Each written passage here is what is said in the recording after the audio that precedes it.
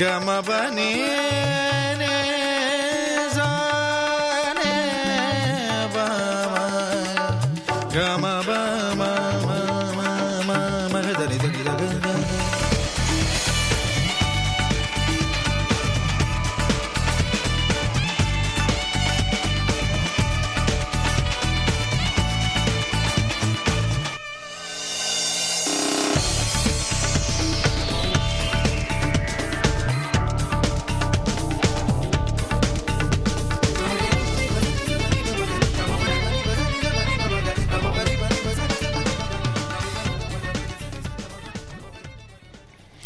आप सुन रहे हैं रेडियो मनपसंद FM 91.1 पर और साथ ही साथ अपने मन पसंदीदा ऐप रेडियो मनपसंद ऐप पर। आज है रविवार 12 अप्रैल 2026 और मैं हूं आपके साथ किशोर नंगरानी अगले 2 घंटे तक। बहुत बहुत शुक्रिया आपका हमारे साथ जुड़ने के लिए इस ठंडी सुबह को। जी हाँ, कुछ ऐसा हो रहा है कि ऑटम का सीज़न अभी ख़त्म नहीं हुआ, अभी तो हम बीच में ही हैं, लेकिन ऐसा लगता है कि ठिठुरती सर्दी आ गई है क्योंकि आज टेम्परेचर 12 अप्रैल को 12 डिग्री तक ही होगा मैक्सिमम। हालांकि थोड़ी सी धूप निकली है, कहा जा रहा है कि बाद में शायद क्लाउडी भी हो और साथ ही साथ हवा भी ठंडी चल रही है। तो इस ठंडे मौसम में आपके लिए मैं लेकर आया हूं एक गर्मा गर्म कार्यक्रम। आशा है आप हमारे साथ जुड़े रहेंगे और अगर आप हमसे बातचीत करना चाहते हैं तो आप हमेशा की तरह हमें फ़ोन कर सकते हैं 62874347 पर, या फिर आप हमें टेक्स्ट कर सकते हैं मुझे 0414527962 पर।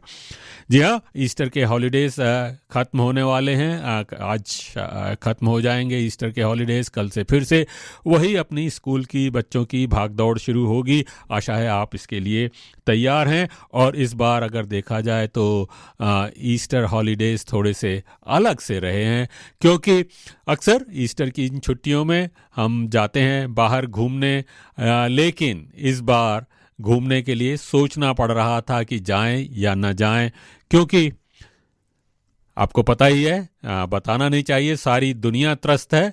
पेट्रोल, डीजल, ऑयल की कीमतों के जो आसमान को छू रही हैं मिडिल ईस्ट में वॉर की वजह से, उसकी वजह से कोई ऐसा हमारा जीवन का पहलू अछूता नहीं बचा है।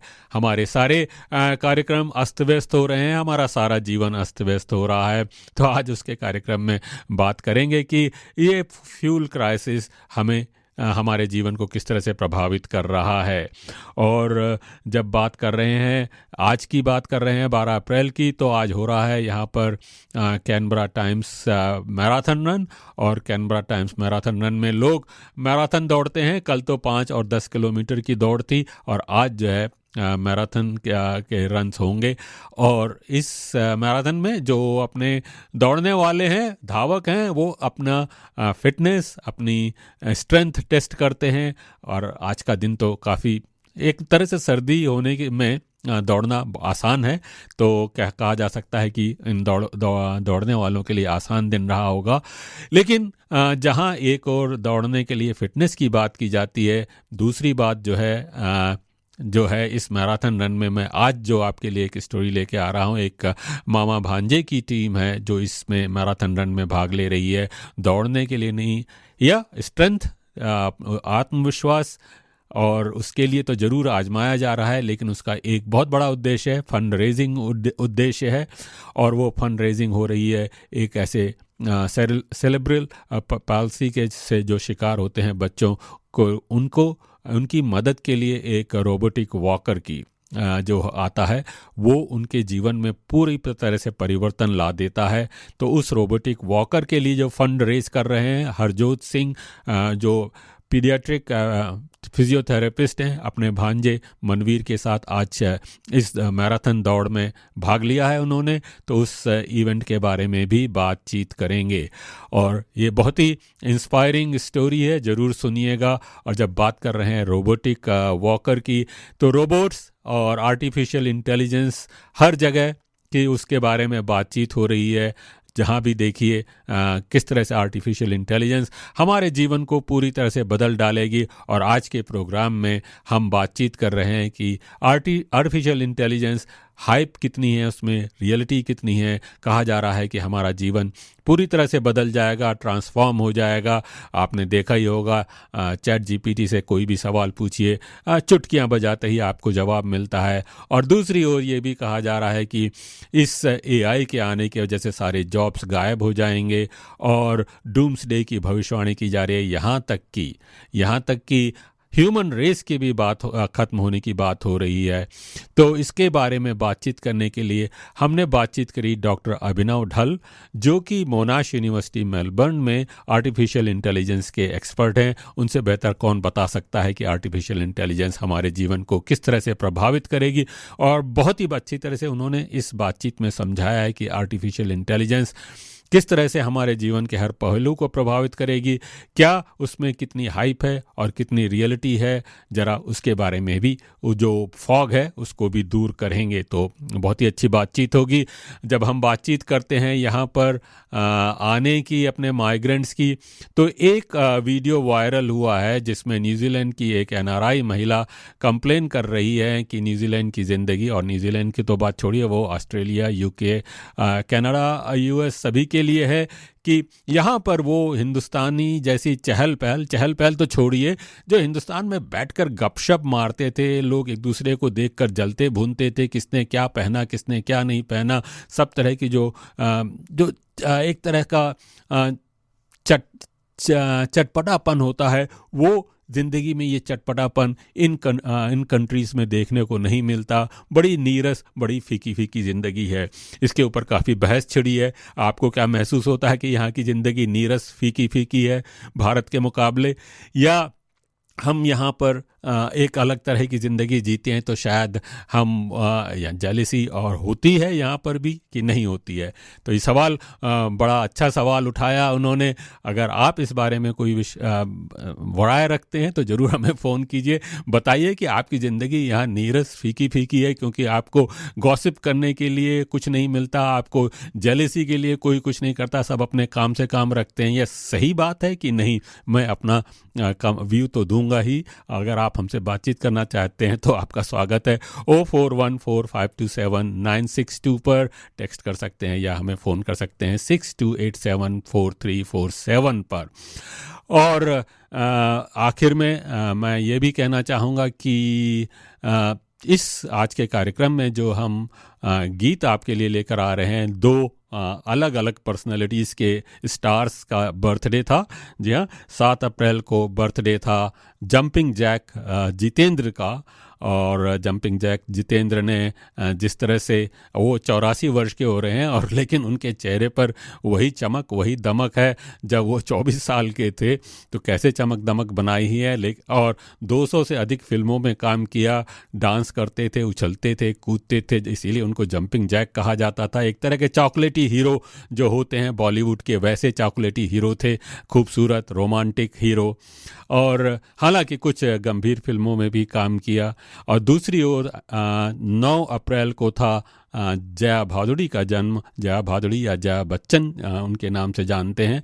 और जहां जंपिंग जैक जितेंद्र चॉकलेटी हीरो थे, जो जया भादुड़ी की इमेज थी वो आपकी नेक्स्ट डोर गर्ल, यानी पड़ोस में रहने वाली कोई घरेलू सी लड़की की। और उनके अभिनय में एक बड़ी एक गुड्डी नटखटापन तो था ही जब वो ऐसे देखती थी, और साथ ही साथ संजीदगी भी थी। तो ये दो विभिन्न पर्सनालिटीज़ के बारे में बातचीत करेंगे।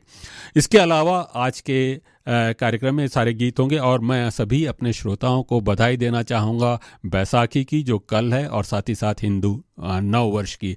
कार्यक्रम की शुरुआत करते हैं। आइए एक जितेंद्र और जया बच्चन के गीत के साथ, फिल्म के गीत। यहाँ एक फिल्म में दोनों साथ आए थे, और वो फिल्म थी, हमारी फिल्म थी परिचय। बहुत ही अच्छी फिल्म थी, और उस परिचय का गीत मैं आपको सुना रहा हूँ। बहुत ही खूबसूरत गीत है। जैसा कि मैंने कहा, अगर आप हमसे जुड़ना चाहते हैं तो आपका हमेशा की तरह स्वागत है। आप हमें फ़ोन कर सकते हैं 62874347 पर, और साथ ही साथ फ़ोन कर सकते हैं हमें टेक्स्ट कर सकते हैं 0414527962 पर। आइए सुनते हैं गीत फिल्म परिचय का। जी हाँ, आज के शुरुआत का कार्य गीत। इसको सब्सक्राइब करें और बेल आइकन को प्रेस करें।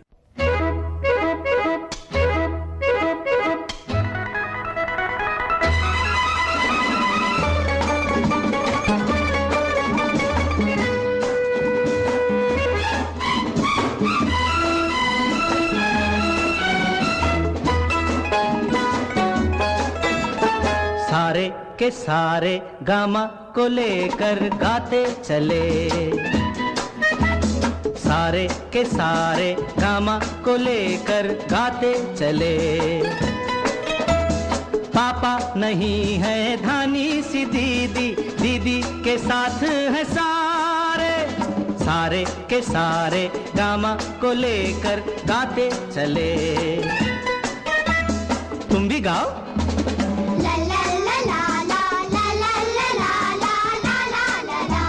ऐसे नहीं, बोलो में गाओ। सारे के सारे गामा को लेकर गाते चले, पापा नहीं है दानी सी दीदी, दीदी के साथ है सारे, सारे के सारे गामा को लेकर गाते चले।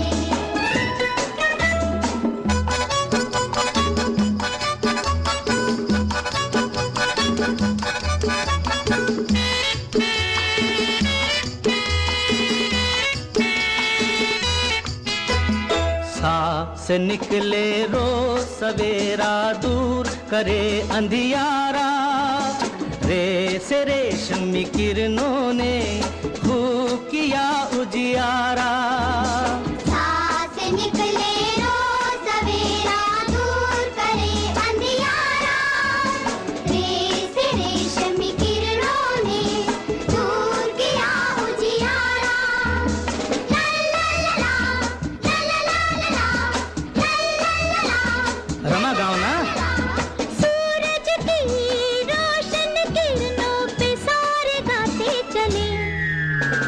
ला ला ला ला ला ला ला ला ला ला। पापा नहीं है धानी सी दीदी, दीदी के साथ है सारे। ला ला ला ला ला ला ला ला ला ला ला ला ला।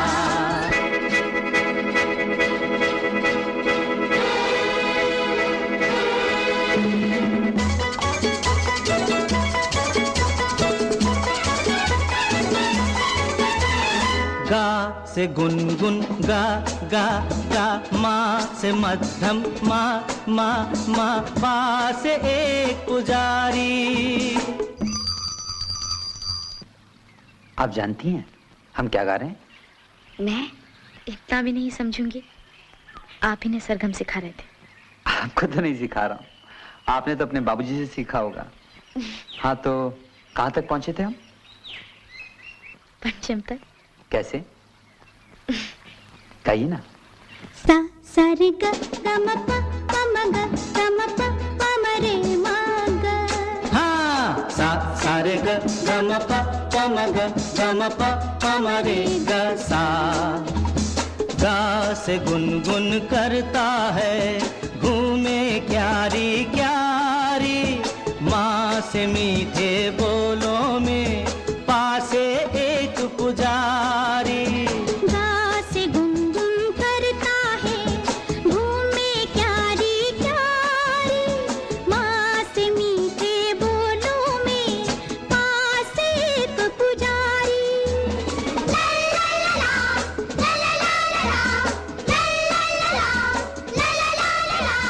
भंवरे के जैसे फूलों पे सारे गाते चले।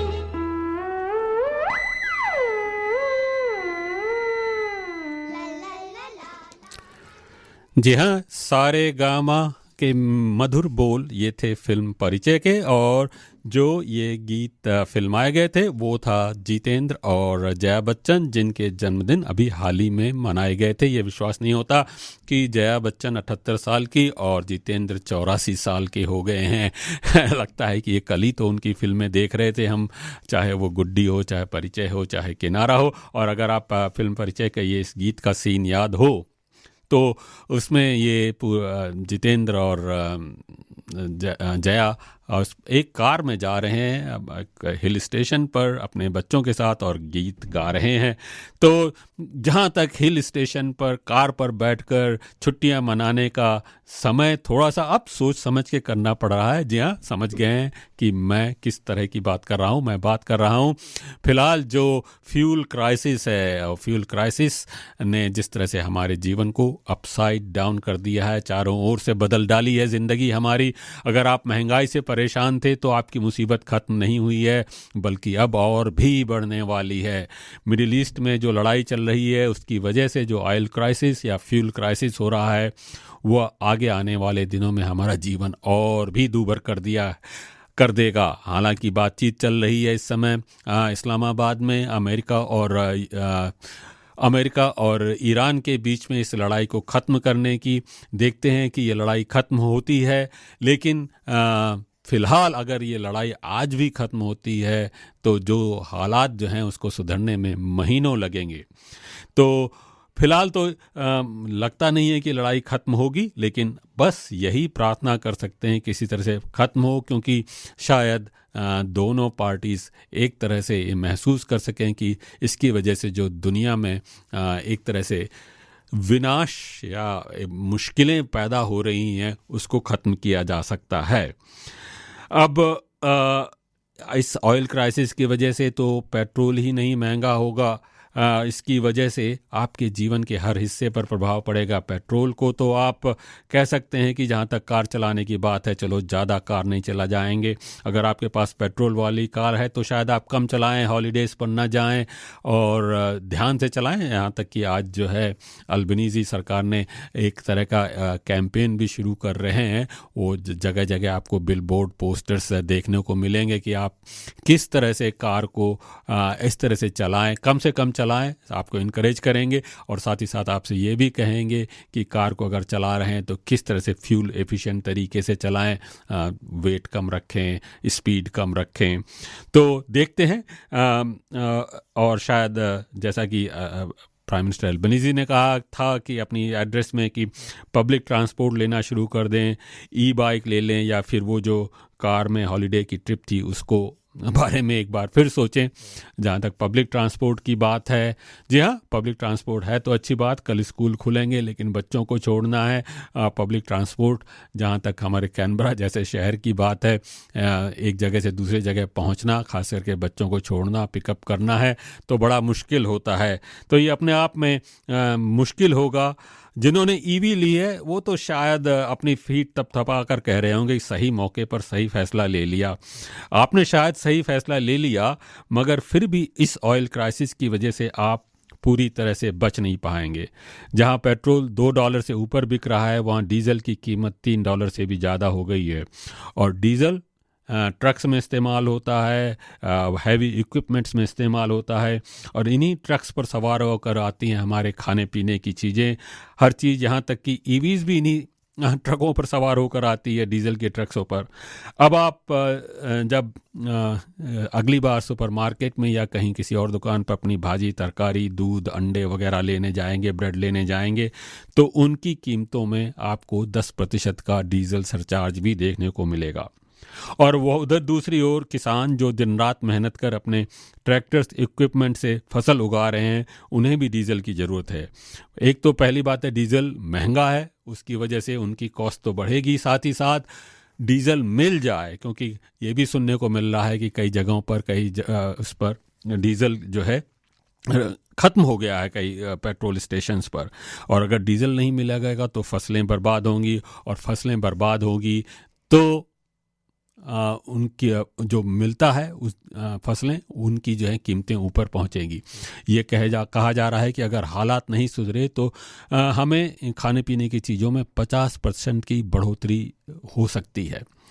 खाने पीने की चीज़ें तो बढ़ेंगी, शायद आपके रबिश बिन भी कलेक्ट नहीं हो पाएंगे। रबिश बिन के ट्रक्स भी डीजल पर चलते हैं और कई काउंसिल्स के पास डीजल का स्टॉक कुछ हफ्तों का ही बचा है। ज़रा कल्पना कीजिए, कूड़ा आपकी सड़क के किनारे जमा होता जा रहा है। हालांकि सवाल यह भी है कि आपके पास खाने के लिए कुछ नहीं है तो कूड़ा भी कहाँ से आएगा। और ऑस्ट्रेलिया में दूसरी ऑब्सेशन हमारी जो है मकान खरीदने की है, हाउसिंग है। अब इस फ्यूल क्राइसिस की वजह से इंटरेस्ट रेट्स ऊपर जाएंगे। जी हाँ, इस डीजल स्क्वीज की वजह से तो महंगाई बढ़नी है और महंगाई बढ़ने के लिए, इन्फ्लेशन को रोकने के लिए रिजर्व बैंक के पास एक ही रास्ता होता है, वो इंटरेस्ट रेट्स बढ़ ही रहे थे और भी बढ़ेंगे। कहा जा रहा है कि इस साल 3 और इंटरेस्ट रेट्स बढ़ने वाले हैं, मई, जून और अगस्त में। और अगर आप दूसरा जो आपकी यहाँ की पैशन है ऑस्ट्रेलिया में, घर बनाने की या रिनोवेट करने की, तो भी मुश्किल होने वाला है, क्योंकि कंस्ट्रक्शन इंडस्ट्री के हर इक्विपमेंट में डीजल की ज़रूरत पड़ती है। फिर सारा टिम्बर, स्टील ट्रक्स पर आता है, तो इसकी वजह से सब तरह के मटेरियल, चाहे वो पीवीसी पाइप्स हो, एस्फल्ट हो, कंक्रीट हो, या फिर प्लांट हायर करना हो या अर्थवर्क्स के लिए काम कराना हो, सब की कीमतें बढ़ती जा रही हैं। अगर आप सोच रहे हो कि आपने अपने मकान बनाने का कॉन्ट्रैक्ट फिक्स प्राइस पे रखा हुआ है, तो बस यही प्रे कीजिए, प्रार्थना कीजिए कि आपका बिल्डर जो है बैंकरप्ट ना हो जाए। तो और मैंने पहले भी कहा कि हॉलिडे तो भूल ही जाइए। पेट्रोल की कीमतों की वजह से ईस्टर लॉन्ग वीकेंड पर लोग घर ही बैठे रहे हैं और इसकी वजह से बिजनेसेस भी मुश्किल में पड़ रहे हैं। तो रिसेशन और स्टैगफ्लेशन भी दूर नहीं लगता। इस वार की कीमत सारी दुनिया को चुकानी पड़ रही है और अगर इसके हालात नहीं सुधरे, आपको में से बहुत कम लोगों को शायद याद हो 70s में जो ऑयल क्राइसिस आए थे, तो उसमें जो है काफ़ी कुछ उपाय उठाने पड़ रहे थे जगह जगह पर। अमेरिका में जब जो है हीटिंग जो है कम कर दी गई थी और डे लाइट सेविंग, हालांकि सर्दियां थी, डे लाइट सेविंग इंट्रोड्यूस कर दी गई थी। पुलिस ने कारों पर जाने के बजाय बाइक पर पेट्रोल करते थे। क्रिसमस लाइट्स भी नहीं लगाई गई थी और पेट्रोल जो है हफ्ते में 2 दिन बिल्कुल भी नहीं मिलता था। कारों पर यूरोप में 50 किलोमीटर की स्पीड लिमिट लगा दी थी और कहा गया था कि संडे को कोई ड्राइव ना करे। और यहाँ तक कि अभी तो ईवीज़ हैं, उन दिनों लोगों ने अपनी कार में विंड एंड पेडल पावर भी लगाई थी। और हमारे भारत में इंदिरा गांधी जो प्रधानमंत्री थी, उन्होंने घोड़ा गाड़ी पर जाना शुरू कर दिया था। तो अभी ये हालत नहीं आई है जहाँ फ्यूल राशनिंग वगैरह की हो, लेकिन हम यही उम्मीद कर सकते हैं कि ऐसा कुछ नहीं हो। सरकार कई उपाय कर रही है, एक्साइज में कटौती की है, रोड यूज़र सरचार्ज में कटौती की है। सिंगापुर भी गए हैं प्राइम मिनिस्टर, ताकि वहाँ से फ्यूल सप्लाई होता रहे। लेकिन जब तक ये वॉर ख़त्म नहीं होगी, मुश्किल बनी रहेगी। इसलिए आइए उम्मीद करते हैं कि जो बातचीत चल रही है यूएस और ईरान के बात में वो सफल हो और हम इस संकट से थोड़ा बहुत उभरें। फिलहाल तो आपको उभरने की बात के लिए चलिए आप अपना रेडियो मनपसंद सुनिए। थोड़ा सा तड़का यहाँ पर लग रहा है आपके जीवन में, इस मुश्किल जीवन में। आइए सुनते हैं एक और गीत जितेंद्र का, और ये भी एक अलग तरह की फिल्म थी। हालांकि उन्होंने जो फिल्मों में काम किया था वो था उछलने कूदने का, लेकिन कुछ फिल्में जो आई थी वो थी उनके अलग जो, और वही मैं आज के गीत आपको सुनाने चाह रहा हूँ।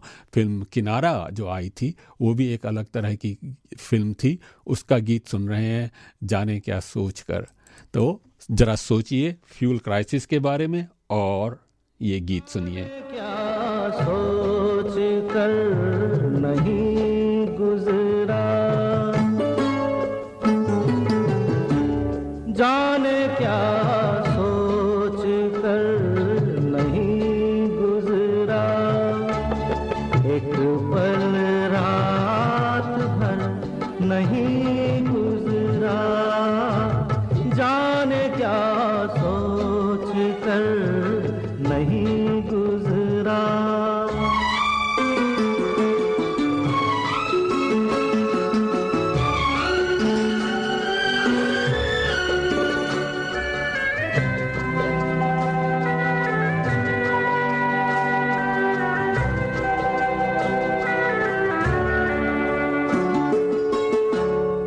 अपनी तन्हाई का औरों से ना शिकवा करना, तुम अकेले ही नहीं हो, सभी अकेले हैं। ये अकेला सफर नहीं गुजरा, जाने क्या सोच कर नहीं गुजरा।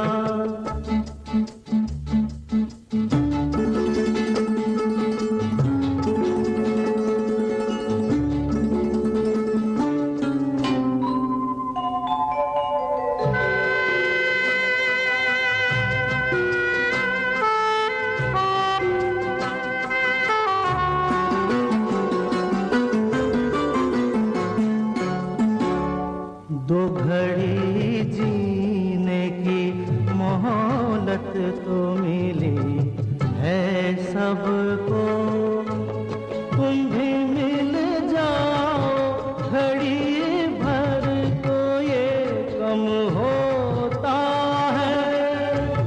एक घड़ी का सफर नहीं गुजरा, जाने क्या सोच कर नहीं गुजरा।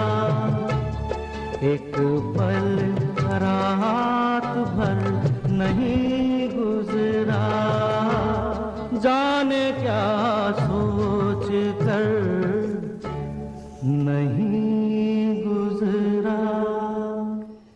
ये संवेदनशील गीत फिल्म किनारा का जितेंद्र की जो इमेज है उससे कहीं अलग का गीत था ये। आशा है आपको ये गीत पसंद आया होगा। और आप सुन रहे हैं रेडियो मनपसंद FM 91.1 पर, और साथ ही साथ अपने मनपसंद ऐप रेडियो मनपसंद ऐप पर, जो कि 24 घंटे 7 दिन आपके साथ होता है। और सुन रहे हैं आप ये अपना तड़केदार प्रोग्राम यहाँ पर हमारे साथ किशोर नंगरानी के साथ। और जुड़ना चाहें तो ज़रूर हमें 0414527962 पर टेक्स्ट कीजिए, 62874347 पर फ़ोन कीजिए। और आज है 12 अप्रैल, और 12 अप्रैल को यहाँ पर एक कैनबरा टाइम्स मैराथन रन हो रही है। आपको जैसे मालूम है शायद अभी ख़त्म भी होने वाली होगी या ख़त्म हो रही होगी। और इस रेस मैराथन में हमेशा की तरह सैकड़ों लोग भाग लेते हैं, और अधिकांश अपनी फिटनेस, अपने दौड़ने की शक्ति आजमाने के लिए। मगर 2 मैराथन रनर्स इसमें जो भाग ले रहे हैं, जिनके बारे में मैं आज बातचीत करना चाहता हूं, वो एक अलग कारण से। हरजोत सिंह और मनवीर जी की ये मामा भांजे की ये टीम इस मैराथन में भाग ले रही है। हरजोत सिंह टगरानोंग में पीडियाट्रिक फिजियोथेरेपिस्ट हैं। उनके भांजे मनवीर को सेरेब्रल पैल्सी है। सेरेब्रल पैल्सी एक ऐसी बीमारी है जिसमें जो इस बीमार के शिकार होते हैं, उनके लिए उठना बैठना, उसके लिए पूरा लाचार रहते हैं। उठने बैठने से उनके लिए हमेशा उनको मदद ज़रूरत होती है। और मनवीर को उठाने बिठाने के लिए 3-4 लोगों की ज़रूरत पड़ती है। स्टैंडिंग फ्रेम की सहायता से वो खड़ा हो सकता है, परंतु चल फिर नहीं सकता। हरजोत को फिजियोथेरेपिस्ट बनने की प्रेरणा भी मनवीर से ही मिली थी। जब वो ईयर 12 में पढ़ रहे थे, अपने करियर के बारे में सोच रहे थे, तो अपने भांजे मनवीर की स्थिति देखकर उन्होंने ये तय किया कि इन बच्चों की हालत सुधारने के लिए वो एक ऐसे प्रोफेशन में जाना चाहते हैं जहाँ पर वो कुछ फ़र्क ला सकें।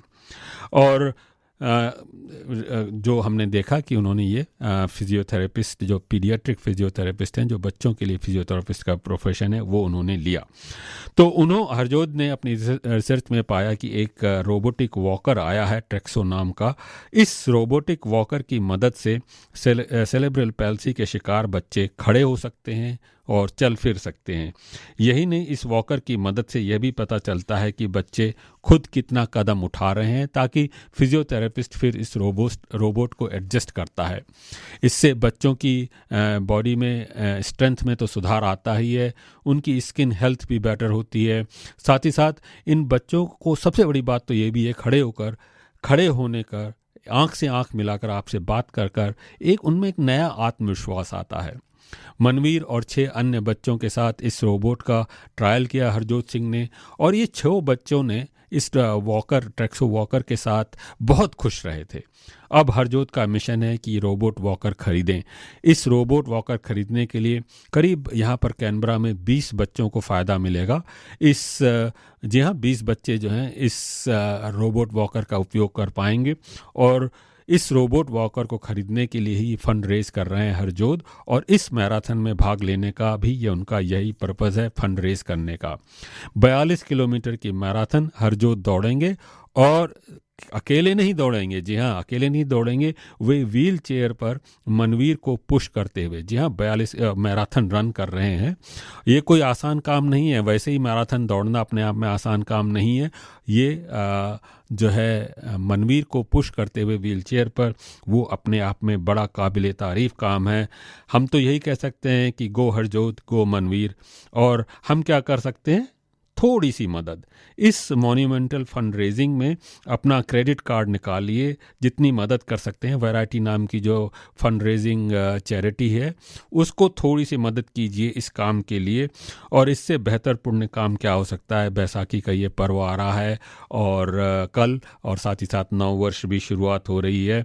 हमारी इसकी जानकारी हमारे FB पोस्ट पर है, फेसबुक पोस्ट पर आपको मिलेगा वैरायटी का फंड रेजिंग का लिंक। और अगर आपके साथ अगर आपके पास थोड़े से डॉलर्स भी अगर आप इस डोनेट कर सकते हैं, तो अपने आप में बड़ा काम होगा, पुण्य का काम होगा, जैसा कि मैंने कहा। और इसका जो है लिंक आपको मैंने बताया कि जो हमारे फेसबुक पोस्ट पर है आज के प्रोग्राम की, उसका ऊपर भी है। आइए सुनते हैं एक गीत जो जया भादुड़ी की फिल्म अभिमान का, और इसमें साथ ही साथ अमिताभ बच्चन भी थे। बहुत ही खूबसूरत फिल्म और बहुत ही खूबसूरत गीत सुनेंगे आप ये जया भादुड़ी की फिल्म का। जया भादुड़ी या जया बच्चन।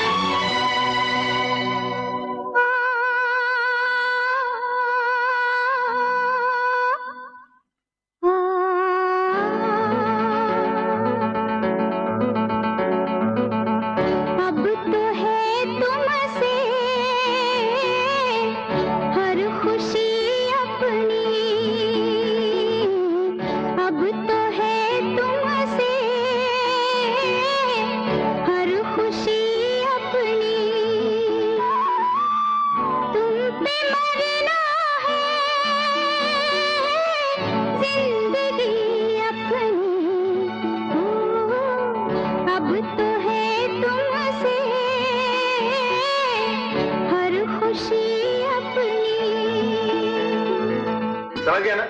बिल्कुल ऐसा ही होना चाहिए। अगर वो भाभी के अवार्ड्स के लिए ऐसी जगह बनवा, समझ गया ना तुम?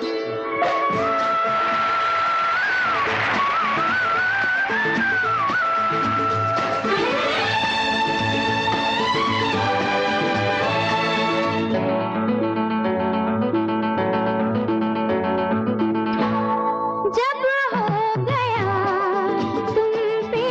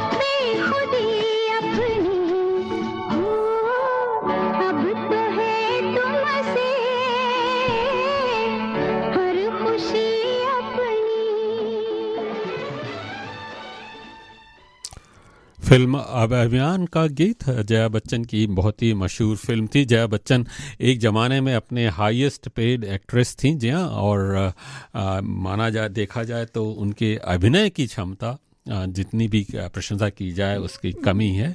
और बातचीत कर रहे थे ट्रेक्सो रोबोटिक वॉकर की, और किस तरह से ये ट्रेक्सो रोबोटिक वॉकर जीवन में परिवर्तन लाने वाला है। सेरेब्रल पाल्सी के बच्चे जो शिकार होते हैं इस बीमारी के, उसको हेल्प करने के लिए, और जैसा कि आपसे रिक्वेस्ट की है कि अगर आप डोनेट कर सकते हैं थोड़ा बहुत तो ज़रूर डोनेट कीजिए।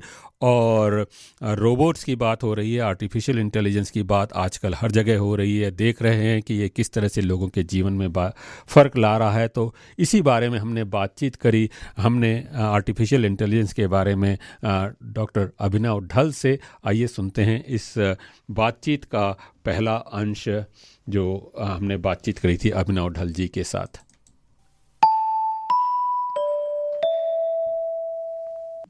आप सुन रहे हैं रेडियो मनपसंद FM 91.1 पर और साथ ही साथ रेडियो मनपसंद ऐप पर।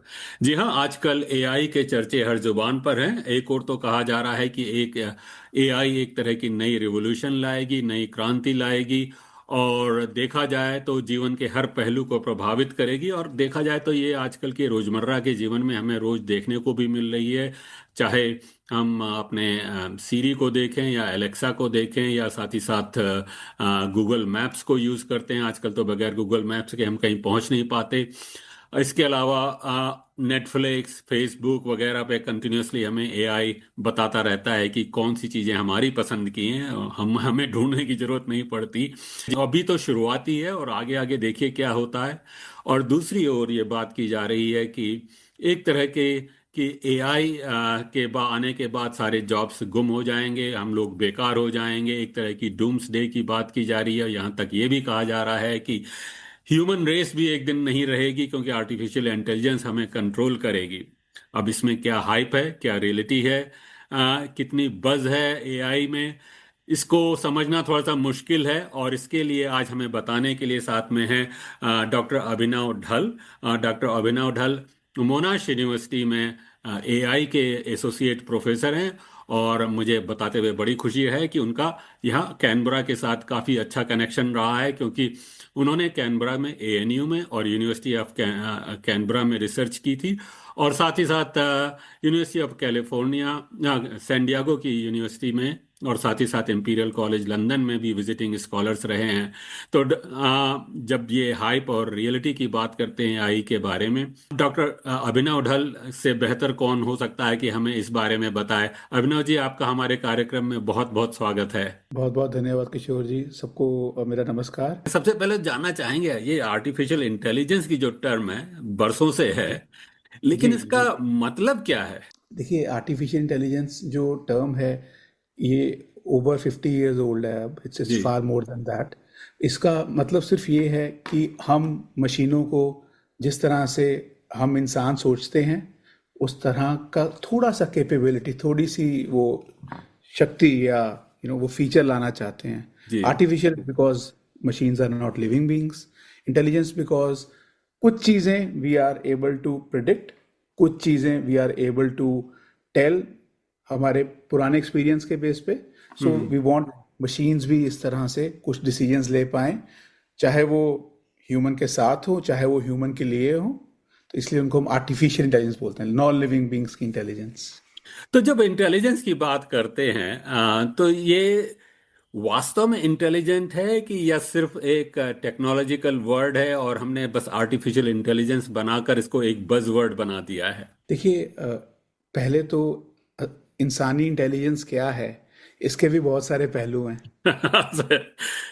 तो द वे हम साइंटिस्ट इसको देखते हैं वो ये है कि आर्टिफिशियल इंटेलिजेंस से मशीन कुछ डिसीजन ले पा रहा है। आज मुझे बाहर क्या छाता लेके जाना है, that will be based on, मैं अगर बाहर जाता हूँ देखता हूँ क्या ऊपर थोड़े बादल हैं या नहीं है।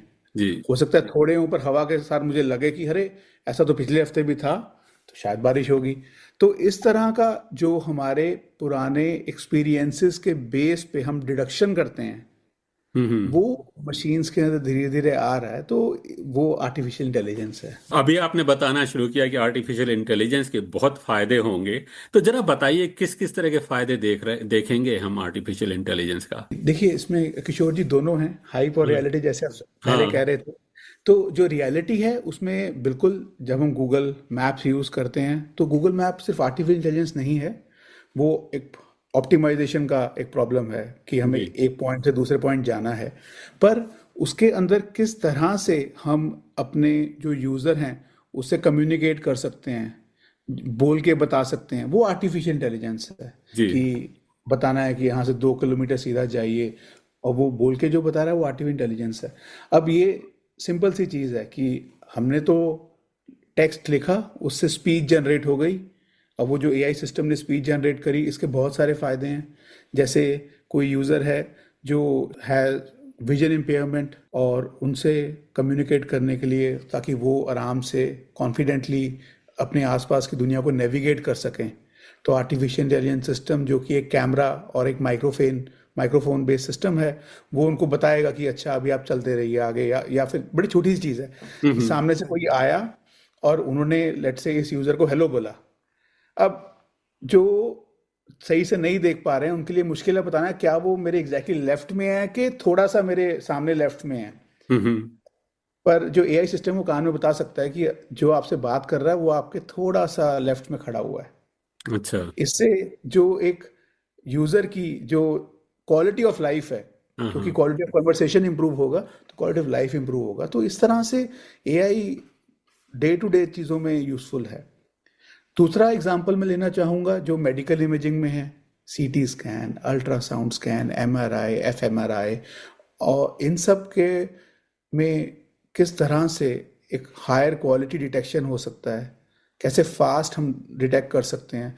तो जो एक्सपर्ट्स हैं उनको भी हेल्प करने में एआई अभी उनकी प्रोडक्टिविटी काफ़ी इंक्रीज कर रहा है, क्योंकि जिस तरह से ये मेडिकल मशीन्स तो हर जगह अवेलेबल नहीं है, तो किस तरह से हम एआई को यूज़ करके जो मेडिकल पॉइंट ऑफ जो केयर है वो एकदम रूरल्स तक लेके जा सकते हैं, क्रॉस लैंग्वेजेस लेके जा सकते हैं। तो ये सब अभी हो रहा है। पहले 10 साल पहले हम इसकी बात करते थे कि ऐसा होगा, बट अब it is happening in the real world.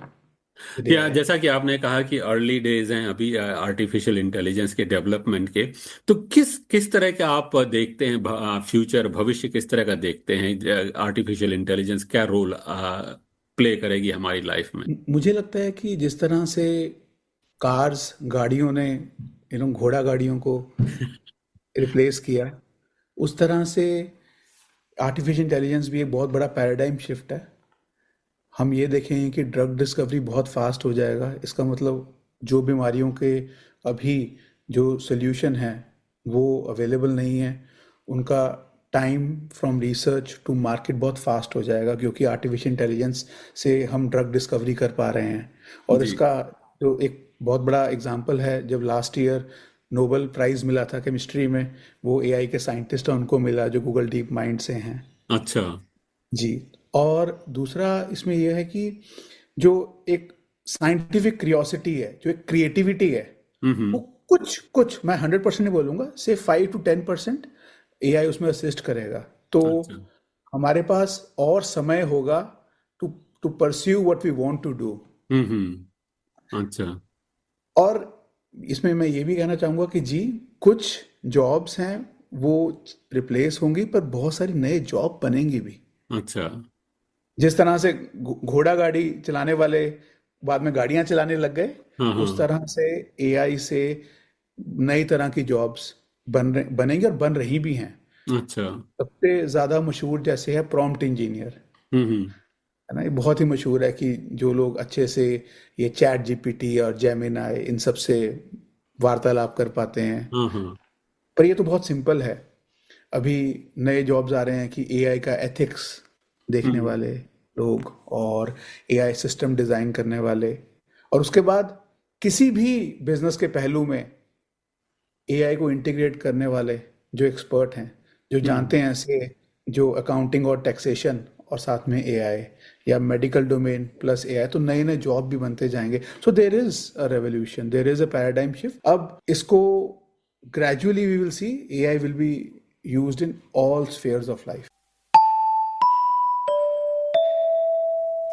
आपने सुना अभिनव जी के साथ बातचीत का पहला अंश, जैसे उन्होंने बताया कि किस तरह से आर्टिफिशियल इंटेलिजेंस हमारे जीवन को आसान कर देगा, लेकिन क्या आर्टिफिशियल इंटेलिजेंस की वजह से हमारे जॉब्स गुम हो जाएंगे, ये सुनेंगे हम अपने इस म्यूज़िकल ब्रेक के बाद। और हम आपको एक गीत सुना रहे हैं जो अभिनव जी की पसंद का है, फिल्म गदर का गीत उड़ जा काले कौवे, बहुत ही मशहूर गीत हुआ था। सुनते हैं ये गीत फिल्म गदर का, उड़ जा काले कौवे।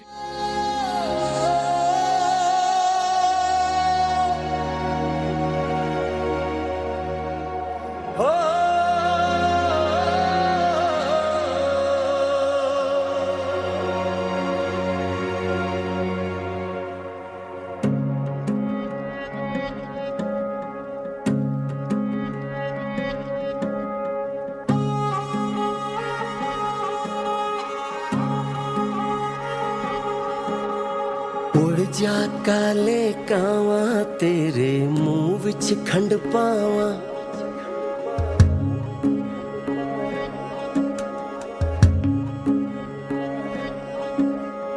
ਉੜ ਜਾ ਕਾਲੇ ਕਾਵਾਂ ਤੇਰੇ ਮੂੰਹ ਵਿੱਚ ਖੰਡ ਪਾਵਾਂ, ਲੈ ਜਾ ਤੂੰ ਸੰਦੇਸਾ ਮੇਰਾ ਮੈਂ ਸਦਕੇ ਜਾਵਾਂ, बाहों में फिर झूले पड़ गए पक गई मिठियां अंबियां, ये छोटी सी जिंदगी तेरा लंबियां लंबियां, घर आजा परदेसी कि तेरी मेरी एक जिंदड़ी, ओ घर आजा परदेसी कि तेरी मेरी एक जिंदड़ी।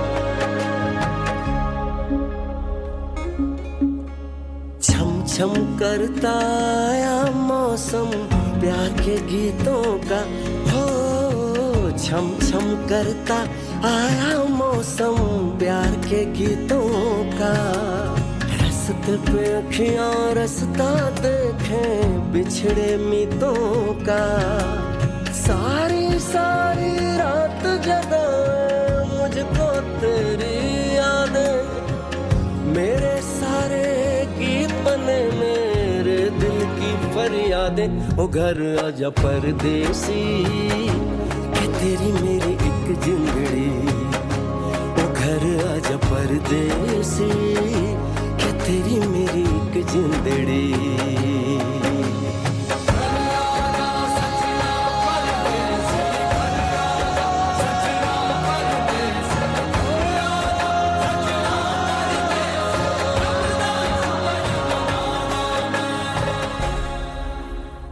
ये था गीत फिल्म गदर 2 का, उड़ जा काला कावा। आई थिंक मुझे थोड़ी सी पंजाबी सीखनी चाहिए, पंजाब में रह चुका हूँ लेकिन पंजाबी नहीं आ पाई। पंजाबी अपने आप में एक खूबसूरत भाषा है।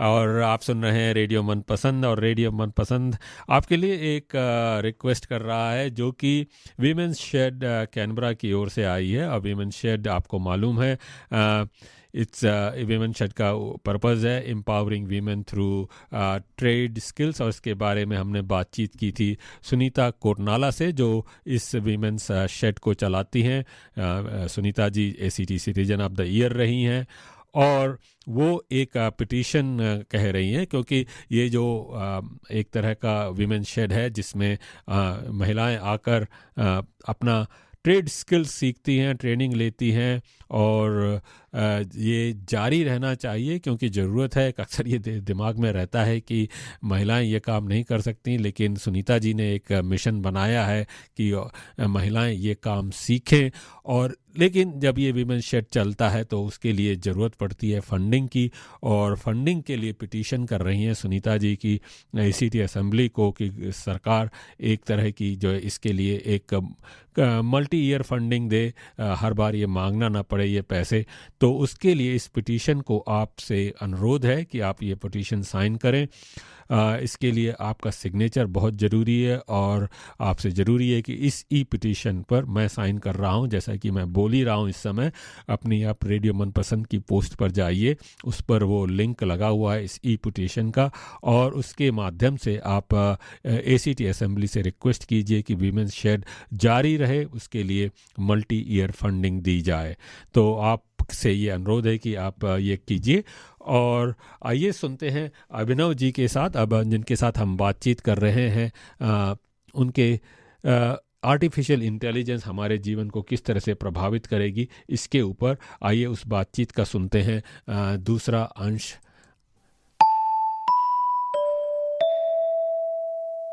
तो आपने जो जॉब्स के बारे में बात की उसके बारे में सवाल करूंगा। आपने इंडिकेट किया एक तरह की घबराहट फैली हुई है कि जो है AI जो है is going to replace all jobs, and कई जो है फोरकास्ट होती है कि कौन से जॉब्स बाकी रह जाएंगे, गार्बेज कलेक्टर और नर्सिंग, एंड जहां पर ह्यूमन टच की जरूरत होती है फिजियोथेरेपिस्ट की, वही जॉब बाकी रह जाएंगे। और जिस तरह के जॉब्स की आप बात कर रहे हैं, जो कह रहे हैं दे रिक्वायर हायर स्किल्स जो AI स्पेसिफिक हैं, तो रियली इसमें कितने जॉब्स रियली रिप्लेस होंगे, या ये घबराहट हमने पहले भी सुना था कि कंप्यूटर आएंगे तो उसके बाद भी जॉब्स गायब हो जाएंगे, पर ऐसा कुछ हुआ नहीं। AI के साथ क्या होगा? अब आपने बताया कि जो है सोशल मीडिया देखा हमने, कभी इन्फ्लुएंसर्स का जॉब का नाम नहीं सुना था, अब इन्फ्लुएंसर्स हर जगह चारों हो रहे हैं। आप किस तरह से देखते हैं ये जॉब सिचुएशन को, AI को देखते हुए? एक शिफ्ट तो है, हाँ, चीजें बदल तो रही हैं, पर नई बहुत सारी जॉब बनेंगी। एग्जिस्टिंग जॉब्स जिसके अंदर जैसे आप कह रहे हैं ह्यूमन फैक्टर है, जैसे बहुत छोटा सा एग्जांपल मैं लूंगा, एक मोटेल चलाना। एक छोटा सा मोटेल लेना जो कि कैनबरा शहर के बाहर है, और वहाँ पे जो कस्टमर्स एक शाम के लिए रुकना चाहते हैं उनको सर्व करना, और एक अच्छा रेपो बनाना कस्टमर के साथ, वो सब तो अभी है, रहेगा, वो हमारा काम। पर अब उसी एक छोटे से मोटेल को जो एक फैमिली चलाती थी उसको असिस्ट करने के लिए आज से 10 साल के बाद एक छोटा सा रोबो भी होगा जो सफाई करता जाएगा। और जब रात को कोई कस्टमर आएगा तो वो चेक इन करने में रोबो मदद करेगा, फैमिली नहीं उठेगी। तो ह्यूमन फैक्टर्स वाली जॉब्स हैं। कुछ चीज़ें जो बहुत ही रिपीटेड चीज़ें हैं, जिसके अंदर अगर हम एक तरह से बोलें कि जो कॉग्निटिव हमारा लोड है माइंड का, वो बहुत ज़्यादा हाई नहीं है, वहाँ पे AI ऑटोमेशन लाएगा। अच्छा। पर एट द सेम टाइम जहाँ जहाँ पे भी AI सिस्टम यूज होगा, प्रोडक्टिविटी, सेफ्टी, एफिशिएंसी को इंक्रीज करने के लिए, उस पर्टिकुलर बिजनेस वेन्यू में वो नई जॉब्स भी बनाता जाएगा।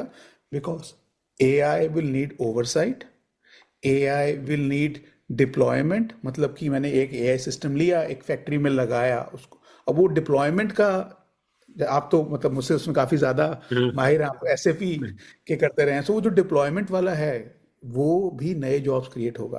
कि let's say oil and gas energy में AI सिस्टम्स डिप्लॉय करने के एक्सपर्ट इंजीनियर्स, और उसके बाद AI सिस्टम का एक जो अभी बहुत बड़ा चैलेंज है उसको हम डेटा ड्रिफ्ट बोलते हैं। डेटा ड्रिफ्ट क्या है? मैंने AI सिस्टम को 1000 एग्जाम्पल दिए कि कार में हमेशा 4 टायर होते हैं। अब एक अनोखी कार उसने देखी, किसी ने बनाई जिसमें 3 टायर थे। तो वो डेटा जैसा उसने देखा था, जैसे एग्जाम्पल उसने लर्न किया था, तो ये आउट ऑफ एग्जाम क्वेश्चन आ गया। राइट?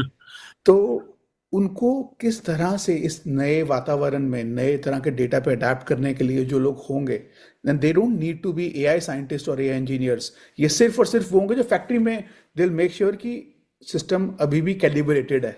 अच्छा। तो ये नए जॉब बनेंगे इस तरह से। अच्छा, लेकिन जैसे अभी आपने कहा कि डाटा की बात करी, AI is working on data. अब इंटरनेट पे हर तरह का डाटा अवेलेबल है। हम यूजिंग चैट GPT, कितना भरोसा कर सकते हैं, कितना डिपेंड कर सकते हैं उसके ऊपर हम कि जो इन्फॉर्मेशन आ रही है वो सही है कि नहीं है? अभी अगर हम देखें किस तरह से ये जीपीटी सिस्टम जो सारे हैं, जेमिनाई, क्लॉड, या आप ये देखें जो इवन हमारे इंडिया में भारत जीपीटी, भारत जेन, ये सब एक फंडामेंटल है, इसका जीपीटी बोलते हैं। ट्रांसफॉर्मर एक अप्रोच है, गूगल में 2017 में बनी थी, गूगल रिसर्च में, और इनफैक्ट जो इसका लीड साइंटिस्ट थे वो एक इंडियन ऑथर ही हैं जिन्होंने बनाया था। तो ये सभी सिस्टम्स जो हैं, ये अगर 1 लाख या 10 लाख इनको एग्जाम्पल दे दें कि भाई ये देखो कि ये 10 लाख आर्टिकल हैं, इसमें तुम ये याद करो कि अगर मैंने तुम्हें 4 वर्ड दिए तो 5वां वर्ड क्या होगा, हम इसे नेक्स्ट वर्ड प्रिडिक्शन बोलते हैं। या तुम्हें मैंने 5 वर्ड का एक स्टेटमेंट दिया, तुम नेक्स्ट स्टेटमेंट प्रिडिक्ट करो। अच्छा। तो इसमें क्या है कि अभी जो ये सिस्टम्स हैं, ये सिर्फ टेक्स्ट प्रिडिक्शन और ये सब या इमेज प्रिडिक्शन, ये चीजें लर्न कर रहे हैं। डेटा इनको एग्जांपल दिया जाता है, वो बहुत ही हाई क्वालिटी डेटा है। इट विल साउंड लाइक कि कोई बहुत एक्सपर्ट हैं जो वो बोल रहे हैं या जिन्होंने वो लिखा है। अभी we should always take AI system का output with a pinch of salt. We can not 100% borrow it, because अभी एआई सिस्टम्स में हेल्यूसिनेशन का प्रॉब्लम है। ये जो सेम मैं एग्जांपल दे रहा था, अगर रियल वर्ल्ड में कभी एक एआई सिस्टम ने देखा ही नहीं है कि जब सूरज भी चमक रहा और बारिश भी हो रही है, वो अनोखा जो दृश्य, तो वो कुछ भी उसका आंसर देने की कोशिश करेगा। उसको लगेगा कि अच्छा अगर सूरज बहुत तेज है तो बारिश हो ही नहीं सकती, पर बारिश तो हो रही है। वो आंसर हमेशा देगा। सो उस आंसर को देने के लिए उसको हेल्यूसिनेट करना पड़ेगा कि शायद ऐसा होगा, और वो शायद ऐसा होगा means there can be a lot of inaccuracies. तो अभी अगर हम कोई भी ये जीपीटी जैसा सिस्टम इस्तेमाल करते हैं तो हमें उसका आउटपुट वेट करना ही पड़ेगा। We can not depend on it, क्योंकि एक हेल्यूसिनेशन है। दूसरा क्या है, ये जो सिस्टम है ये डिटर्मिनिस्टिक नहीं है। मतलब कि आपने अगर एक पर्टिकुलर इनपुट डाला तो आप बोलोगे ए इनपुट दिया तो बी ही आउटपुट होना चाहिए जी, है ना। तो वो योर डिटर्मिनिस्टिक है आपका सिस्टम कि आपने ए दे रहे हो बी होगा, पर अभी इनमें नहीं है ऐसा। तो हो सकता है वो ए का इनपुट पे सी आंसर दे दो जो बी जैसा ही है, पर बी नहीं है। तो इसका मतलब कि मुझे हमेशा बहुत ही जो क्रिटिकल सिनेरियो में जहां पे ये यूज होते हैं वहां पे मुझे हमेशा देखना पड़ेगा, नहीं तो एरर आगे जाएगा ही जाएगा। They are like very smart kids. अब लगा लीजिए very very smart 5-year-old kid, वो 5-year-old किड हो सकता है मैथ्स का जो या एक साइंस का क्वेश्चन का आंसर अपने नॉलेज से बहुत अच्छा दे दे, पर जो दुनिया का कॉन्टेक्स्ट है, जो दुनियावी चीजें उसको समझ नहीं आती हैं अभी। तो उसको पेरेंट को एकदम राइट डायरेक्शन में दिखाना पड़ता है। And same analogy AI systems पे भी है, उसको दुनियावी समझ नहीं है अभी। अच्छा, उसको सिर्फ एक छोटा सा टास्क बहुत अच्छे से करना आता है, और इसका मतलब यह है कि अगर मैंने अपना सवाल सही से नहीं बताया उसको, तो वो कुछ भी उसका उत्तर बनाएगा कि उसको अभी ये बोलना नहीं सिखाया गया फॉर इकोनॉमिकल रीजंस। इकोनॉमिक्स है इसके पीछे सारा, कि मुझे इसका आंसर नहीं पता, वो कुछ भी आंसर देगा। तो वहां पे इनएक्यूरेसी आ जाती है। इसलिए हमें हमेशा जो एक सिस्टम है उसको चेक करके यूज करना चाहिए, ये जीपीटी जैसे सिस्टम्स को। तो अभी आपने साथ ही साथ बात भी करी कि जो है भारत जीपीटी और भारत में भी काफी कुछ हो रहा है। डाटा की बात करते हैं तो data mainly in English language है। अब भारत जैसे मल्टीलिंगुअल कंट्री में इतनी सारी भाषाएं बोली जाती हैं, तो उसके क्या चैलेंजेस हैं? देखिए अभी हमारा तो डाइवर्सिटी इतना रिच है भारत में जी, और नेशनल लैंग्वेजेस के अलावा बहुत सारी लोकल लैंग्वेजेस हैं। कुछ लैंग्वेजेस का अपना डायलेक्ट है, पर वो लिखी सेम तरीके से जाती हैं। तो इसका मतलब क्या है कि एआई को सिखाने के लिए जो एग्जाम्पल्स हैं वो कुछ लैंग्वेजेस के लिए बहुत ज़्यादा अवेलेबल हैं, जैसे हिंदी, तमिल, गुजराती, बांग्ला, पंजाबी। पर और कुछ होंगी जो लेट्स से बहुत ही रिमोट जगह पे बोली जा रही हैं, या एक ही स्टेट के अंदर सिर्फ एक छोटे रीजन में बोले जा रही हैं, उनके एग्जाम्पल कम है। तो उनको हम लो रिसोर्स लैंग्वेज बोलते हैं, कि एआई सिस्टम के लिए कम एग्जाम्पल्स हैं लर्न करने के लिए। तो वो चैलेंज तो है, बट इसके अंदर मैं दाद देना चाहूंगा जो गवर्नमेंट ऑफ इंडिया का अप्रोच रहा है पिछले 6-7 साल में। उन्होंने बहुत सारे आईआईटीज और कंपनीज को, आईआईटी और बाकी यूनिवर्सिटीज को, कंपनीज को मिलके उन्होंने डेटा कलेक्शन करा अलग अलग लैंग्वेजेस में। तो अगर आप भारत जेन का देखेंगे या भारत जीपीटी का देखेंगे, तो उसके अंदर वो बहुत सारी लैंग्वेजेस पे अभी ठीक काम कर रहा है। अच्छा, so for India it is not about कि सिर्फ एक नया AI सिस्टम बना जो इंग्लिश पे काम करे, हमें तो बहुत सारी लैंग्वेजेस में चाहिए, हमारा यूजर अलग अलग लैंग्वेज में बात करता है, तो इसलिए हमारा जो AI अप्रोच है वो बहुत अलग है अच्छा, हाँ, एज कम्पेयर टू जो एक वेस्टर्न कंट्री का होगा।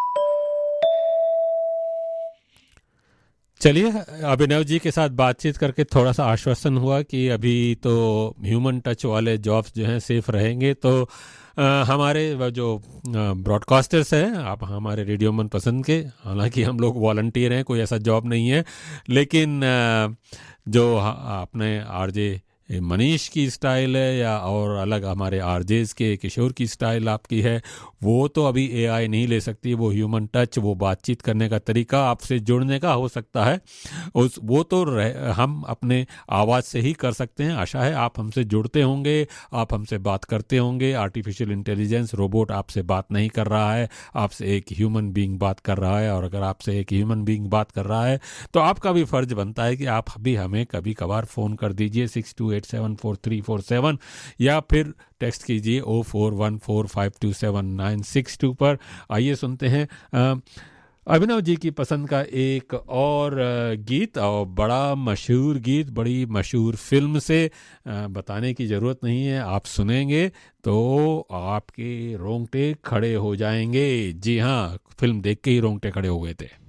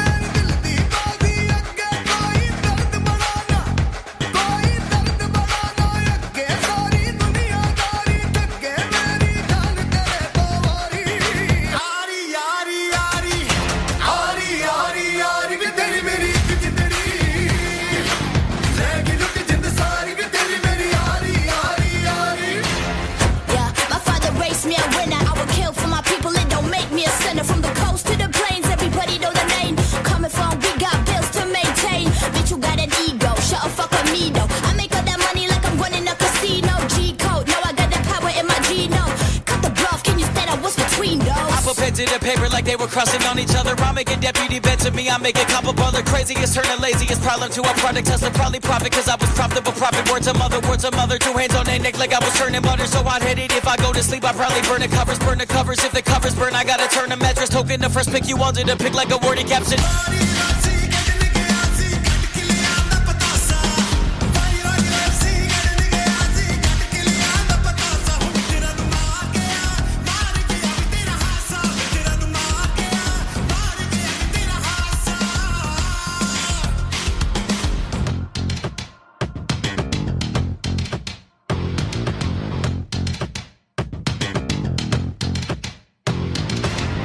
खबर मैं तेरी ले लेनी सोने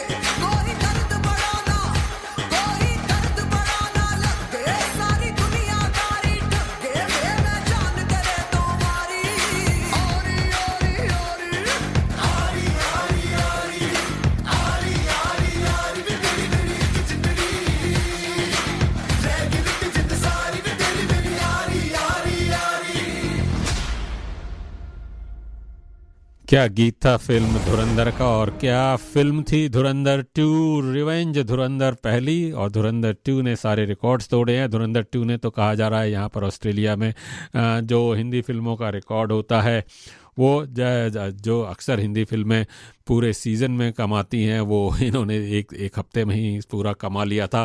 धुरंधर 2 बहुत ही ज़बरदस्त अपनी अलग तरह की फिल्म थी। अब मैं तो कुछ नहीं कहना चाहूँगा इस बारे में। ये गीत जो था, हमारे जो गेस्ट हैं आज जिनके साथ बातचीत कर रहे हैं हम आर्टिफिशियल इंटेलिजेंस के बारे में, अभिनव ढल्स जी के साथ, उनके पसंद का गीत था। आइए सुनते हैं उनके साथ बातचीत का तीसरा अंश और अंतिम अंश। तो एक दूसरी बात भी, जब भी कोई नई टेक्नोलॉजी आती है, अब स्मार्टफोन्स आए तो लोगों ने कहा स्मार्टफोन्स ने ह्यूमंस को डम बना दिया है और हम लोग अपने सोचने समझने की ताकत, चाहे बेसिक गुणा भाग करना होता है वो भी नहीं आता है, और मैप्स के बगैर हम कहीं जा नहीं सकते। कुछ ऐसा आर्टिफिशियल इंटेलिजेंस के साथ भी होगा। दूसरी ओर उसका फायदा भी देखते हैं हम, अगर हम नई जनरेशन को देखते हैं। आई थिंक मैं कंपेयर करता हूं पुरानी जनरेशन के हिसाब से, उनको तो बहुत ज़्यादा नॉलेज है because of this devices access which they have. तो आर्टिफिशियल इंटेलिजेंस का में ऐसे होगा कि हमारी सोचने समझने की ताकत ही खत्म हो जाएगी क्या? अभी नया रिसर्च हो रहा है कि जो यूजर्स ये एआई सिस्टम पे बहुत डिपेंडेंट हो जाते हैं तो उसका उन पे क्या असर होता है। गूगल मैप्स या इस तरह के कोई भी ट्रांसपोर्ट या ट्रैवल के जो टूल हैं उससे बिल्कुल थोड़ा असर तो पड़ा है कि किस तरह से हम लोग पहले ओरिजिनली एक्सप्लोर करते थे। अगर मैं बहुत ही सिंपल से एग्जांपल लूँ, अगर हम इंडिया में लेट्स से किसी गांव में, पंजाब से तो किसी पिंड में जाते थे और वहाँ पे किसी का घर पूछना है तो आप पिंड पहुँचे क्योंकि वहाँ पे रास्ते में उसके होर्डिंग लगे कि इस गांव पिंड में आप आ गए और उसके बाद इस घर में जाना है तो जी सरपंच जी का घर कहाँ पे, आप किसी से पूछेंगे और वो बोलेंगे 2 गली मुड़ के तीसरा इधर मुड़ेंगे तो वो घर ऐसा होगा। So that is actually leading me to explore. तो वो थोड़ा कम हुआ है, स्पेशियल इंटेलिजेंस वाला थोड़ा कम है। अब इसका कितना लॉन्ग टर्म इफेक्ट है या ये सिर्फ एक शॉर्ट टर्म फिनोमेना है, वो तो देखिए लॉन्गिट्यूडनल रिसर्च ही बताएगा। पर इससे ये भी हुआ है कि आप देखें, जैसे आपने अभी बताया कि इन्फ्लुएंसर एक नया तरह का कैटेगरी जॉब बन गया। तो people who are communicating so well, who are being artistic, लोगों को एक नया तरीका मिल गया अपने आर्टिस्टिक, अपनी जो क्षमता है वो दिखाने का, और बहुत ही यूनिक वेज में जी। सो अगर एक जगह थोड़ा कुछ कम हुआ है तो बाकी जगह हमें कुछ बढ़ा भी है जी। इसका अब लॉन्ग टर्म इफेक्ट क्या होगा वो तो देखिए देखना पड़ेगा।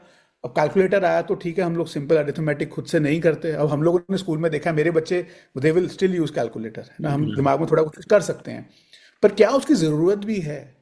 Right. So maybe we in not now, maybe in a century or few, are meant for maybe some higher things, maybe some more spiritual things.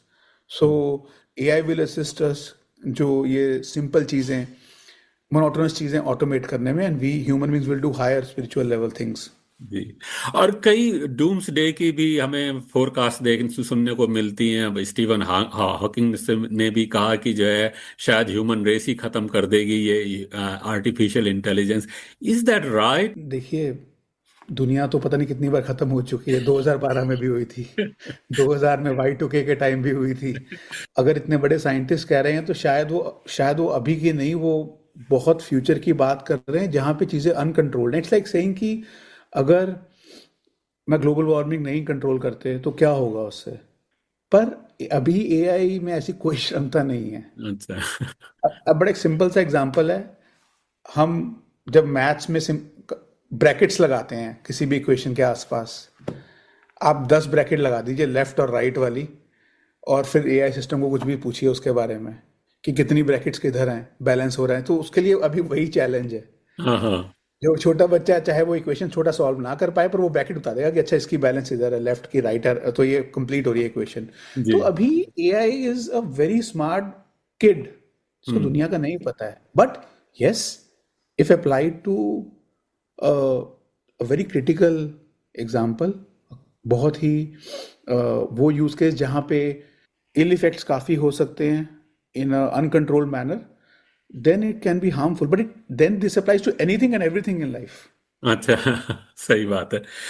अ, अब ये तो है कि एआई के लाभ तो हमने काफी देखे, दूसरी ओर से काफी उसके मिसयूज भी हो सकता है। हम देख जी रहे हैं वॉर्स जी चल रही हैं, वहां पर आर्टिफिशियल इंटेलिजेंस का इस्तेमाल किया जा सकता है, और तरीके के भी जो है मिसयूजेस हो सकते हैं, और क्या जी सही है क्या गलत है लोगों को पता नहीं चलेगा, क्योंकि एआई इमेजेस अगर देखें किस तरह से इन रिस्क को, किस तरह के रिस्क हैं और किस तरह से इनको मिटिगेट किया जाए। जी, यानी ये आपने बिल्कुल एक सही कहा है। इसके थोड़े रिस्क हैं। जैसे अभी मोनाश यूनिवर्सिटी में मैं और हमारे कुछ छात्र और रिसर्च कोलैबोरेटर हम एआई सिस्टम बनाने की कोशिश कर रहे हैं जो ये fake images, fake video, fake जी। ऑडियो इसको हाँ। डिटेक्ट कर पाएंगे। उसका कारण ये है कि देखिए, अगर एआई सिस्टम देख के मैं नया इमेज बना सकता हूँ या एक इमेज में चेंज कर सकता हूँ जिससे वो फोटो जो मैंने लिया वो और साफ दिखेगा, तो जी। ये तो एक अच्छा यूज केस हो गया। इसके नेगेटिव यूज केस भी हैं। हाँ हाँ। तो जो जेनरेटिव एआई है, अगेन वो जो जीपीटी मैं पहले बोल रहा था, उससे हम नया डेटा बना सकते हैं। वो नया नहीं है एक्चुअली टेक्निकली, बट एग्जाम्पल से कुछ नया बना सकते हैं। हम्म। तो अगर 100 लोग उसका इस्तेमाल कर रहे हैं तो एक दो के मन में उसका नेगेटिव यूज भी आएगा, तो वो फेक डेटा और उसका जिससे स्कैम्स हो रहे हैं आजकल, फाइनेंशियल स्कैम्स हैं, आइडेंटिटी थेफ्ट है, वो सब हो रहा है। पर उसका तोड़ भी एआई सिस्टम ही है। जी। जैसे ये डीप फेक वगैरह का है, तो यस, इससे हार्मफुल कंटेंट बन रहा है, पर एआई सिस्टम अब इसको डिटेक्ट भी कर पा रहे हैं। जी। अब वही होगा कि as with any technology, are the harmful the harms outweighing the benefits. Hmm. But AI systems के आने से जो प्रोग्रेस जैसे मेडिकल डोमेन में हुई है, उसके तो बहुत ज़्यादा फायदे हैं। अब वैक्सीन डिस्कवरी बहुत फास्ट हो गई है उस एआई सिस्टम्स के कारण। तो यस, हार्मफुल हैं इश्यूज इसके अंदर। इसीलिए जो मैं एक पहले जिक्र कर रहा था कि एक नए तरह का जॉब जो अभी काफ़ी कॉमनली आप देखेंगे जॉब पोस्टिंग होगी, ऑलमोस्ट हर कंपनी उसको करेगी, वो एआई एथिक्स हम्म। इंजीनियर, एआई एथिक्स साइंटिस्ट होगा। तो वो इसीलिए है कि एथिकल और responsible use artificial intelligence technology का हम किस तरह से कर रहे हैं। हो सकता है आज हम प्रोडक्ट में डाल रहे हैं और हमें उसका कोई नेगेटिव इफेक्ट नहीं लग रहा, पर ये एथिक्स के लोग का यही एम हो कि क्या 5 years डाउन द लाइन क्या हमें लगता है कि यहाँ पे हमने एआई यूज़ किया था, इससे किसी का प्राइवेट इंफॉर्मेशन या कोई ऐसा इंफॉर्मेशन डिड्यूस हो रहा है जिससे उनको कोई नुकसान हो सकता है। तो इसलिए एथिक्स पे बहुत अभी काम हो रहा है। तो आपने एथिक्स की बात करी, तो साथ ही साथ जी क्या इसके साथ रेगुलेशंस की भी जरूरत है इसको कंट्रोल करने के लिए। जी जी, एब्सोल्युटली रेगुलेशंस की ज़रूरत है। और every country including Australia, India, इसमें एआई रेगुलेशंस आ रही हैं। पहले से जो रेगुलेशंस थी, फॉर एग्जांपल किसी को डीफेम करने का या किसी का गलत इमेज बनाने का, उसको एआई से जो उसके पहलू बढ़ गए हैं उसको ऐड किया जा रहा है। तो the regulations are coming in because गलत प्रिडिक्शन का या गलत यूजेज का बहुत बड़ा नुकसान हो सकता है। So the governments and policy makers are very well aware इसके लिए। तो अभिनव जी, आपने बहुत अच्छी जानकारी दी, बहुत आसान शब्दों में हमें बताया आर्टिफिशियल इंटेलिजेंस जैसे जो कॉन्सेप्ट और उसके डिफरेंट एस्पेक्ट्स को। बहुत बहुत थैंक्स। और सबसे आपसे जाते जाते सवाल पूछना चाहूंगा कि कैनबरा अच्छा है कि मेलबर्न। देखिए, कैन कैनबरा ने मुझे सिखाया है और मेलबर्न मेरी कर्म भूमि है। तो, तो तो मेरे लिए कहना बहुत मुश्किल है, but yes, Canberra I have very fond memories. मैं 6 साल कैनबरा में रहा और स्पेशली एएनयू कैंपस में रहा। तो जो कल्चरल एस्पेक्ट था और जो नेचुरल एस्पेक्ट है, उसमें कैनबरा को शायद कोई सिटी ऑस्ट्रेलिया में बीट कर सकता है। जी, आपने सही कहा। बहुत बहुत धन्यवाद आपके समय के लिए, आपने बहुत अच्छी जानकारी दी। वंस अगेन थैंक्स यार।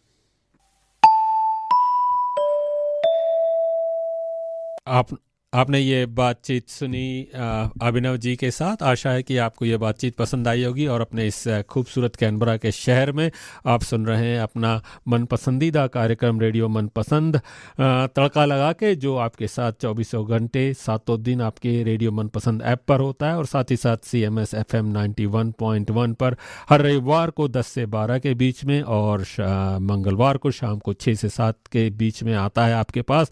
और साथ ही साथ हमारा रेडियो मनपसंद ऐप पर हर दिन कोई ना कोई एक ब्रॉडकास्टर आपके साथ प्रोग्राम लेकर आता है। आइए सुनते हैं एक, जब खूबसूरत कैनबरा की नेचुरल ब्यूटी की बात हो रही है तो क्यों ना एक ऐसे नेचुरल ब्यूटी का गीत सुनते हैं। और ये भी गीत अभिनव जी की पसंद का है, फिल्म सूरज का गीत है ये, बहारो फूल बरसाओ। क्या गीत है।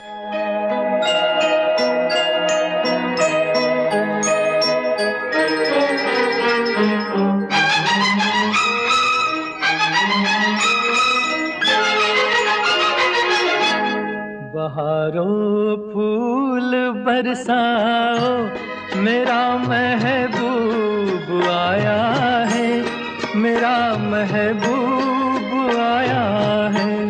बहारो फूल बरसाओ, मेरा महबूब आया है, मेरा महबूब आया है। हवाओं रागनी गाओ, मेरा महबूब आया है, मेरा महबूब आया है।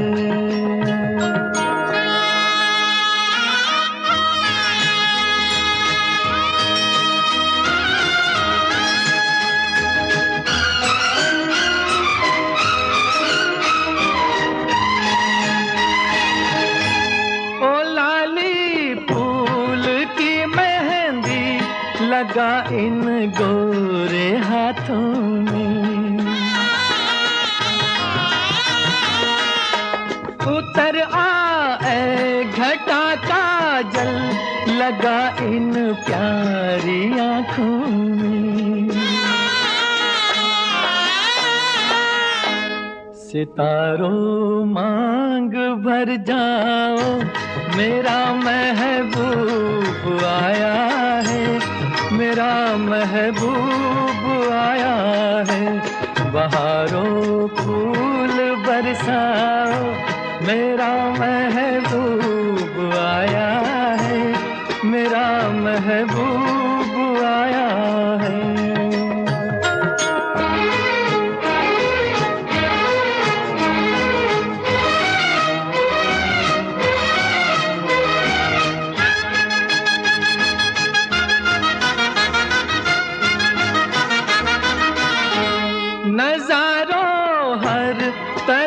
अब तान दो एक नूर की चादर,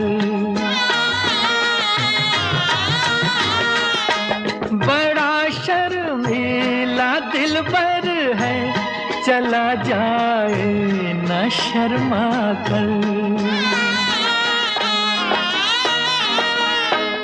जरा तुम दिल को बहलाओ, मेरा महबूब आया है, मेरा महबूब आया है।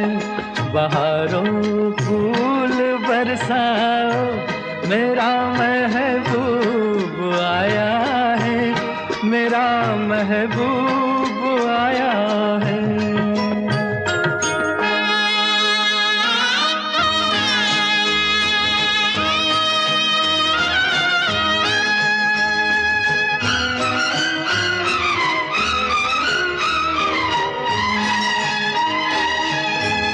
सजाई है जवा कलियों ने अब ये सेज उल्फत की,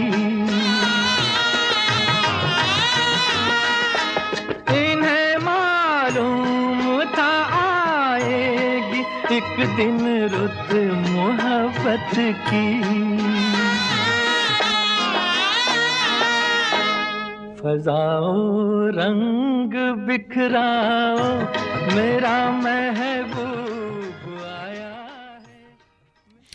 बहारो फूल बरसाओ, बाहरों का मौसम तो नहीं है कैनबरा में, मौसम तो यहाँ ऑटम का है। जी हाँ, जब फूल तो नहीं बरसते, पत्तियां गिरना शुरू हो जाती हैं, लेकिन पत्तियां गिरने से पहले जो रंग आते हैं पेड़ों पर, वो कैनबरा की अपनी एक अलग खूबसूरती है, अपनी प्रकृति की अलग छटा है।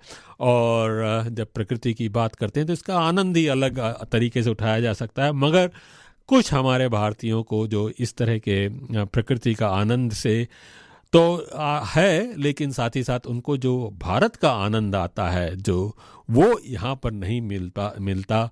कहते हैं कि भारत में जो 24 घंटे चहल पहल रहती थी, पड़ोसी एक दूसरे के घर में घुसे रहते थे, कोई भी कभी भी आपके घर में टपक पड़ता था और खूब गप होती थी, खूब एक दूसरे की बुराइयां होती थी, जलन भुलन होती थी। और एक कल्चरल शॉक लगता है जब आप यहाँ पहुँचते हैं तो लगता है कि कोई किसी से मतलब नहीं रखता, सन्नाटा लगा रहता है। और ये ज़िंदगी कैसी है, एक नीरस ज़िंदगी है। न्यूजीलैंड की एक NRI का वीडियो इस बात पर एक वायरल हुआ है। मैं इस वीडियो को आपको सुनाना चाहूँगा। मैं सोच रही हूँ इंडिया ना वापस चली जाती हूँ, यहाँ न्यूजीलैंड में ना मेरा मन नहीं लग रहा, क्योंकि पता है यहाँ के जो लोग हैं ना वो बहुत अजीब है। ये है मेरे न्यूजीलैंड की कॉलोनी जहाँ मैं रहती हूँ, और ये है मेरे पड़ोसियों का घर जिनकी मैंने आज तक शक्ल भी नहीं देखी। यार यहाँ सच में किसी को किसी से कोई मतलब नहीं है। अगर किसी ने किसी की 1 इंच जमीन भी हड़प ली ना तो भी इनको कोई फर्क नहीं पड़ता। अगर किसी के घर के आगे लैम्बोर्गिनी भी खड़ी है तो इनको उससे कोई मतलब नहीं है। अगर कोई रिश्तेदार रातों रात करोड़पति बन गया तो इनको कोई जलन ही नहीं है। मतलब पूरी दुनिया गई भाड़ में, इनको बस अपने आप से मतलब है। No jealousy, no competition. यार ये भी कोई जिंदगी हुई? इतनी फीकी, बेकार, कोई मजा ही नहीं है। ना यहाँ कोई एक दूसरे को भड़का रहा है, ना गलियों में बैठकर आंटियां एक दूसरे की चुगली कर रही हैं, ना ही किसी को इस बात से मतलब है कि किसकी लड़की किसके साथ भाग गई, किसकी बहू ने छोटे कपड़े पहने, कौन 9 लखा हार बनवा रहा है, किसकी शादी हो गई, किसका बच्चा हो गया, किसका लड़का नहीं हो रहा। भाई कोई मतलब ही नहीं है। सो गाइज, मैं वापस इंडिया नहीं जा रही, बस मैं आपको इतना बता रही थी कि यहाँ की लाइफ इतनी शांत है कि यहाँ कोई कंपैरिजन, कंपटीशन जैसी भावना लोगों के मन में है ही नहीं। आपको यहाँ गॉसिप, मसाला ये सब तो नहीं मिलेगा, बट यहाँ आपको जो प्रकृति के साथ सुकून से रहने में आनंद आएगा ना, आपको जीवन का असली मतलब समझ में। अब इनके हिसाब से आपने इनकी सुनी, आपने रैंट कि किस तरह से यहाँ की ज़िंदगी उनको नीरस और फीकी फीकी लगती है। हालांकि वो यहाँ रहना चाहती हैं, छोड़ के जाना नहीं चाहती। अब इनके हिसाब से यहाँ की ज़िंदगी काफ़ी फीकी फीकी है, कोई चटपटापन नहीं है, कोई किसी के बारे में गपशप नहीं कर रहा, एक दूसरे को देखकर कोई जल भून नहीं रहा है, अपने काम से काम रख रहे हैं, कोई मज़ा ही नहीं है ऐसी ज़िंदगी का। भाई कोई तड़का ही नहीं है, भाई एक ही तड़का है, बस रेडियो मनपसंद का तड़का है। अब इस महिला की बात ऊपर से तो ठीक लगती है कि, मगर ज़रा ध्यान से देखो तो ये यहाँ ज़्यादा बात अलग नहीं है। यहाँ पर भी खूब जेलसी है, खूब गॉसिप है, सब चलता है। अब ये महिला कहाँ जाती हैं, कैसे रहती हैं, उनको पता नहीं है। इन महिला को मुझे लगता है कि ऑस्ट्रेलिया या न्यूजीलैंड में किसी इंडियन डिनर पार्टी या फिर सोशल गैदरिंग में जाना चाहिए। अगर वहाँ जाएंगी तो उन्हें दिखाई पड़ेगा कि खूब गॉसिप हो रही है, खूब जलना भुनना हो रहा है, खूब एक दूसरे की शिकायतें हो रही हैं, बुराइयां हो रही हैं। किसने रेड हिल में घर कैसे खरीद लिया, किसके पास कितनी इन्वेस्टमेंट प्रॉपर्टीज़ है, किसके पास कितनी गाड़ियाँ हैं, कैसे कौन मर्सिडीज चला रहा है, BMW चला रहा है, सबका हिसाब किताब अच्छे से खूब जल भुन करके किया जाता है। किसकी शादी में खटपट हो रही है, किसके बच्चे की शादी किसके साथ हो रही है, किसके साथ नहीं हुई है, उसकी भी चीर फाड़ की जाती है। कैसे किसने उल्टा सीधा करके तरह तरह के अवार्ड्स ले रहा है या लेने की कोशिश कर रहा है, खोखली समाज सेवा कर रहा है, उसका भी पोस्टमार्टम खूब होता है। ज़रा किसी मंदिर या एसोसिएशन की मीटिंग में जाइए तो भाई साहब इंडिया के पॉलिटिशियंस को भी पीछे छोड़ दिया जाता है एक दूसरे की टांग खींचने में, और प्रेसिडेंट की कुर्सी हथियाने के लिए कुछ भी किया जा सकता है। सेलिब्रिटीज़ के साथ, पॉलिटिशियंस के साथ, पर्सनैलिटीज़ के साथ फ़ोटो खिंचाने का, सेल्फीज़ लेने का कितना जोश खरोश होता है, वो आप इंडियन कम्युनिटी में यहाँ पर भी देख सकते हैं। यहाँ पर चाहे आप ऑस्ट्रेलिया में रह रहे हो, चाहे न्यूजीलैंड में रह रहे हो, बस आपको जाना सही जगह जाना चाहिए।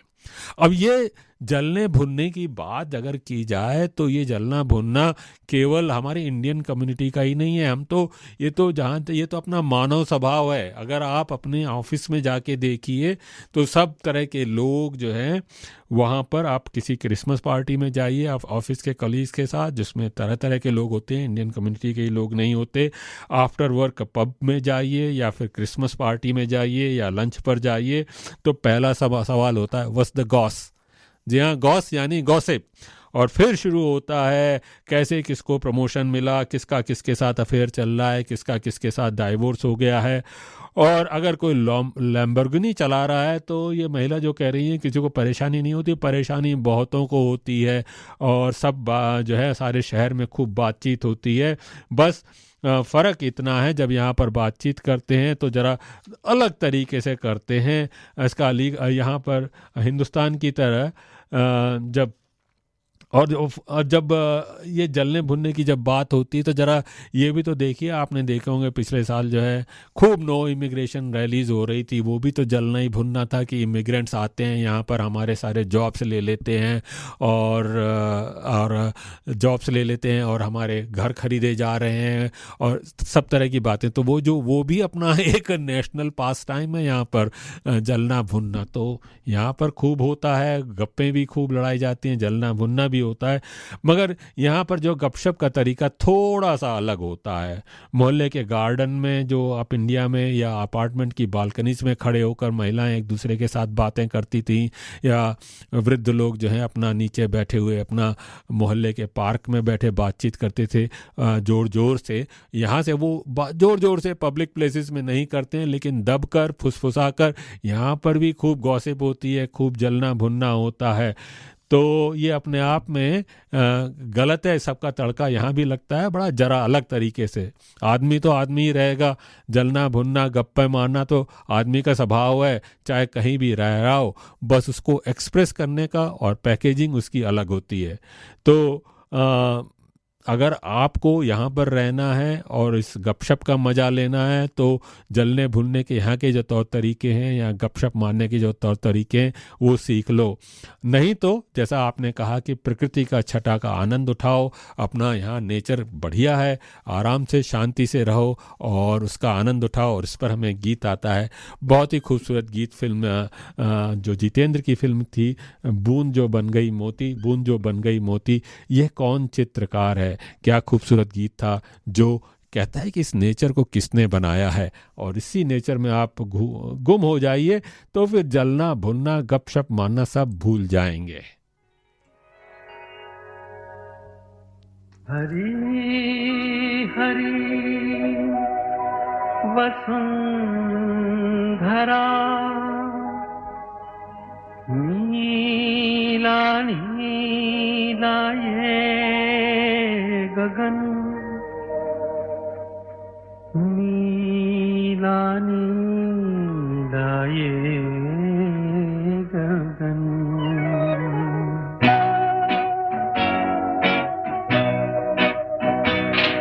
हरी हरी वसुंधरा पे नीला नीला ये गगन,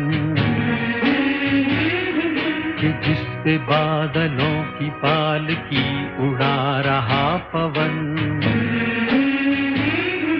दिशाएं देखो रंग भरी,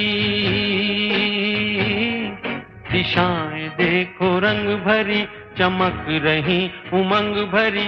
ये किसने फूल फूल पे, ये किसने फूल फूल पे किया सिंगार है। ये कौन चित्रकार है, ये कौन चित्रकार, ये कौन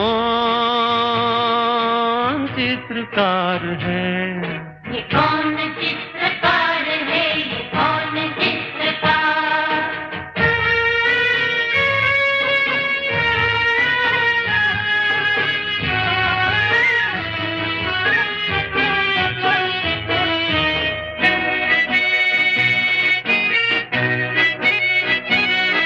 तपस्वियों सी हैं अटल ये पर्वतों की चोटियां,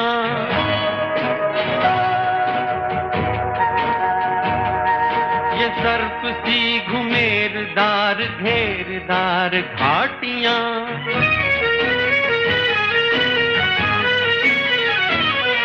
ध्वजा से ये खड़े हुए,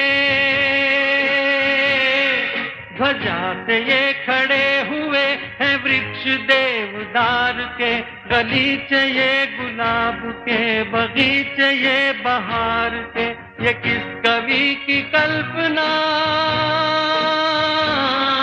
ये किस कवि की कल्पना का चमत्कार है। ये कौन चित्रकार है, ये कौन चित्रकार, ये कौन चित्रकार है, ये कौन चित्रकार है, ये कौन चित्रकार।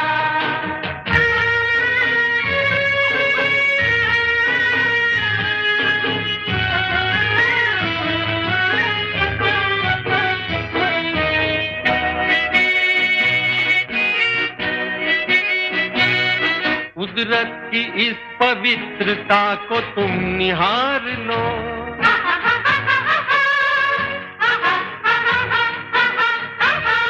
इसके गुणों को अपने मन में तुम उतार लो।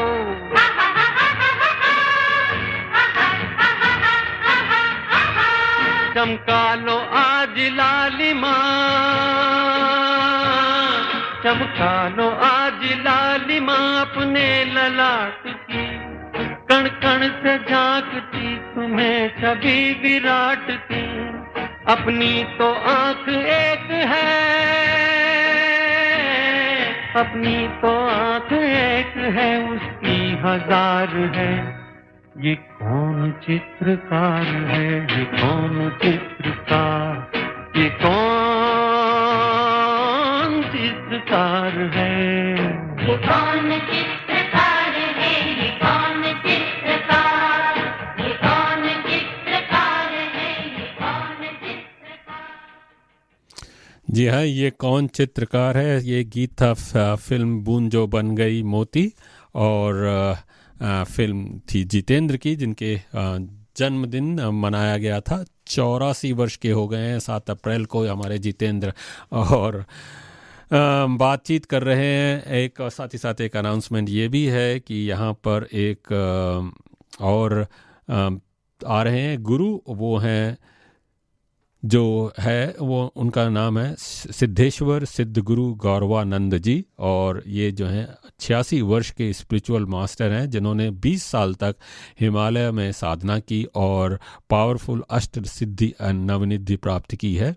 वो उनकी बैकग्राउंड जो है IIT इंजीनियर की है और PhD एस्ट्रोलॉजी में है भी की है, और एक सीजनल ग्लोबल ट्रैवलर हैं, और वो आ रहे हैं यहाँ पर आज ही। आई थिंक आज इनका कार्यक्रम है 12 अप्रैल को 10 से 1 बजे तक। थोड़ा देर हो गई आपको ये कार्यक्रम बताने में, 10 से 1 बजे तक ये कार्यक्रम हो रहा है, और इससे ला रहे हैं world spiritual forum New South Wales जो है वो लेकर आ रहे हैं। तो अगर अभी भी आप जाना चाहें तो जा सकते हैं। 11 प्रोग्राम 10 से 1 बजे तक है कैनबरा के HTCC टेम्पल में। और साथ ही साथ आ रहे हैं आपके शहर में एक मशहूर कॉमेडियन गौरव गुप्ता, जो अपने आप में काफ़ी मशहूर हैं कॉमेडियन, वो भी आने वाले हैं यहाँ पर आपके कैनबरा में। तो वो आ रहे हैं यहाँ पर 28 मई 2026 को शाम को 7 बजे बलकोनन आर्ट सेंटर में होंगे, और टिकट्स $70, $60 और $50 की हैं।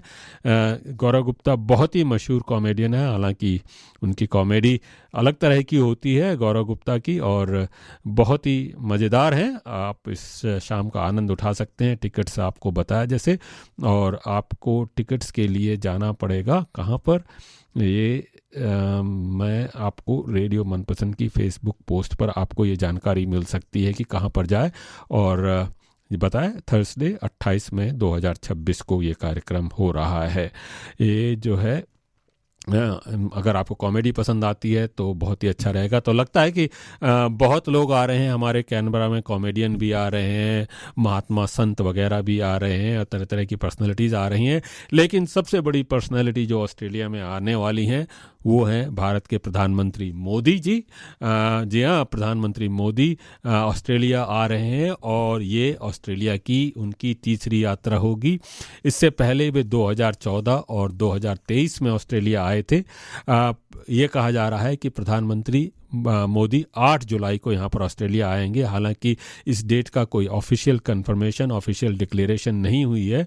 प्रधानमंत्री मोदी इससे पहले 2 दिन न्यूजीलैंड का दौरा करेंगे और 2023 और 2014 में जब यहाँ पर आए थे और यह उम्मीद की जा रही है कि मोदी जी ऑस्ट्रेलिया में 48 घंटे रहेंगे। 2023 में जब मोदी जी ऑस्ट्रेलिया में आए थे तो आपको याद होगा कि उनका बड़ा भव्य स्वागत हुआ था। ऑस्ट्रेलियन प्रधानमंत्री अल्बनीज़ी ने हजारों भारतीय समुदाय से भरे स्टेडियम में मोदी को द बॉस करके परिचय कराया था। सिडनी के ओपेरा हाउस को भी तिरंगे से सजाया गया था। यह उम्मीद की जा रही है कि ऑस्ट्रेलिया में भारत के जो नए हाई कमिश्नर श्री नागेश सिंह वो जल्दी आने वाले हैं। उनके बाद मोदी जी के इस दौरे की आधिकारिक घोषणा की जाएगी। मोदी ऑस्ट्रेलिया में आने से पहले 6 जुलाई को न्यूजीलैंड जाएंगे और न्यूजीलैंड में भारतीय प्रधानमंत्री पहली बार 40 वर्ष बाद जाएंगे। 40 वर्ष पहले तत्कालीन प्रधानमंत्री राजीव गांधी न्यूजीलैंड गए थे।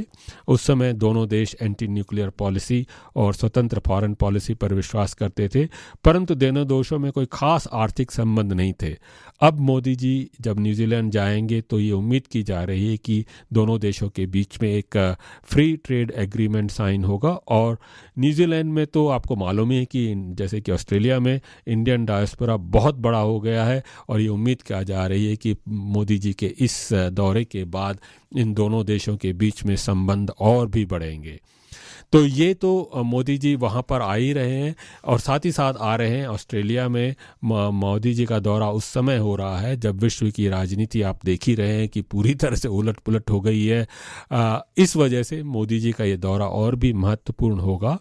भारत और ऑस्ट्रेलिया के जो संबंध हैं वो और भी बढ़ाने में, दोनों देशों के बीच में इस व्यापार और आर्थिक संबंधों को बढ़ाने का इस दौरे का प्रमुख उद्देश्य होगा। आशा की जा रही है कि ऑस्ट्रेलिया में भारत के इंफ्रास्ट्रक्चर के विकास में निवेश करने के लिए घोषणा की जाएगी और क्रिटिकल मिनरल्स का जो व्यापार है उसके ऊपर भी बातचीत होगी। मोदी इस बार 48 घंटे के लिए ही ऑस्ट्रेलिया में रहेंगे।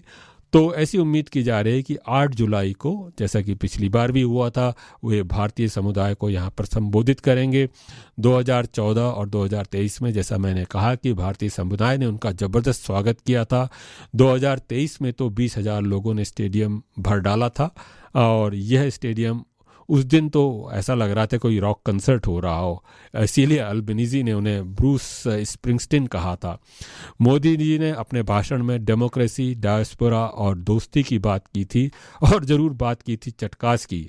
देखिए इस बार के मोदी जी के दौर में कितना चटका और कितना तड़का होगा। फिलहाल तो आप अपना प्रोग्राम सुन रहे हैं तड़केदार रेडियो मनपसंद FM 91.1 पर। मैं हूं आपके साथ किशोर नंगरानी। अगर आप ये कार्यक्रम सुन रहे हैं 10 से 12 के बीच में आपके पास आ रहा है और शाम को 3 से 5 के बीच में अगर आप ये कार्यक्रम नहीं सुन पाए तो शायद फिर दोबारा आप 3 से 5 तक आप ये कार्यक्रम सुन सकेंगे। तो बहुत कुछ है, आप जुड़ते रहिए, हमसे बातचीत करते रहिए। अभी आपको हम एक और गीत सुना रहे हैं। जी हाँ, ये गीत है, बहुत ही मशहूर गीत है, बोले रे पपीहरा, जो एक तरह फिल्म गुड्डी का जो गीत था जिसमें पहली बार जया बच्चन जी ने एक एडल्ट का रोल किया था, उस फिल्म का गीत है। और उस गुड्डी से उनकी नटखट लड़की की जो भूमिका बनी थी वो थी, और याद नहीं आता कि वो गुड्डी जो है अब वो 78 वर्ष की हो गई हैं। और ये गीत जो है अपने आप में बहुत ही बढ़िया गीत है, शास्त्रीय संगीत पर आधारित गीत, वाणी जयराम का सबसे खूबसूरत गीत कहा जा सकता है, बोले रे पपीहरा।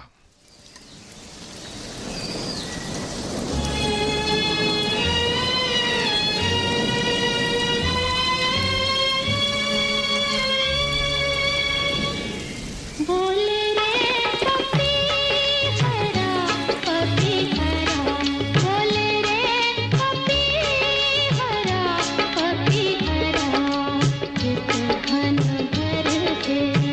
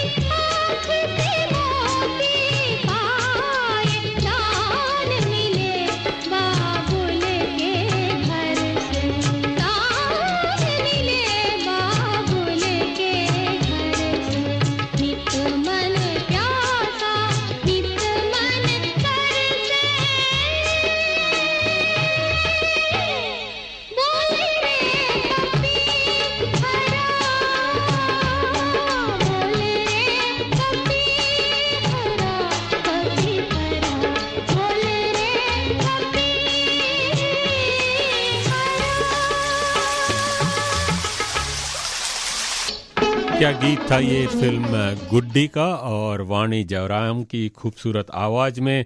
ये पहली फिल्म थी जिसमें जया भादुड़ी या जया बच्चन, उस समय जया भादुड़ी कहा जाता था, मैं अभी तक जया भादुड़ी कहता हूँ, जया बच्चन कहने की आदत नहीं हुई है। और इसमें पहली बार उन्होंने एज एन एडल्ट रोल किया था, एडल्ट एक्टर। हालांकि उनकी शुरुआत तो सत्यजीत रे की फिल्म महानगर से हुई थी 1963 में, जब वो टीनेजर थी। गुड्डी जो है फिल्म 1971 में आई थी और इसको डायरेक्ट किया था ऋषिकेश मुखर्जी ने, और ऋषिकेश मुखर्जी के साथ उनकी खूब जोड़ी जमी थी। उनकी फिल्म आई थी उपहार, और कोशिश जो है संजीव कुमार के साथ एक बहुत ही संजीदा फिल्म थी, बहुत ही गूंगे बहरे जो है पति पत्नी, बहुत ही दिल को छूने वाली फिल्म थी। कोरा कागज आई थी उसके बाद। अमिताभ बच्चन के साथ तो उन्होंने कई सारी फिल्में की, जंजीर, अभिमान, चुपके चुपके, मिली, और शोले में जहां उनकी फिल्म में एक भी डायलॉग नहीं था, और वो उसका जो है जितनी उस रोल की जितनी भी प्रशंसा की जाए वो भी कम नहीं है। उनको film fair award best actress के लिए मिला था फिल्म अभिमान। जी हाँ, एक अत्यंत खूबसूरत फिल्म अमिताभ बच्चन के साथ जो उन्होंने की थी, कोरा कागज और नौकर के लिए। फिर उनकी शादी हो गई थी अमिताभ बच्चन के साथ, बच्चे भी आए उनकी ज़िंदगी में, तो फिल्मों में काम करना बंद किया।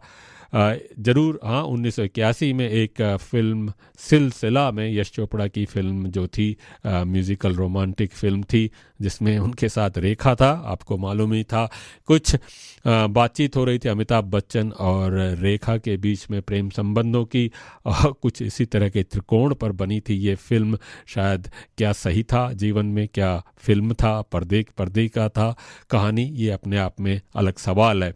17 साल तक फिर वो चुप रहीं, और उसके बाद गोविंद निहलानी की एक फिल्म में आई थी 1084 की माँ। क्या फिल्म थी वो।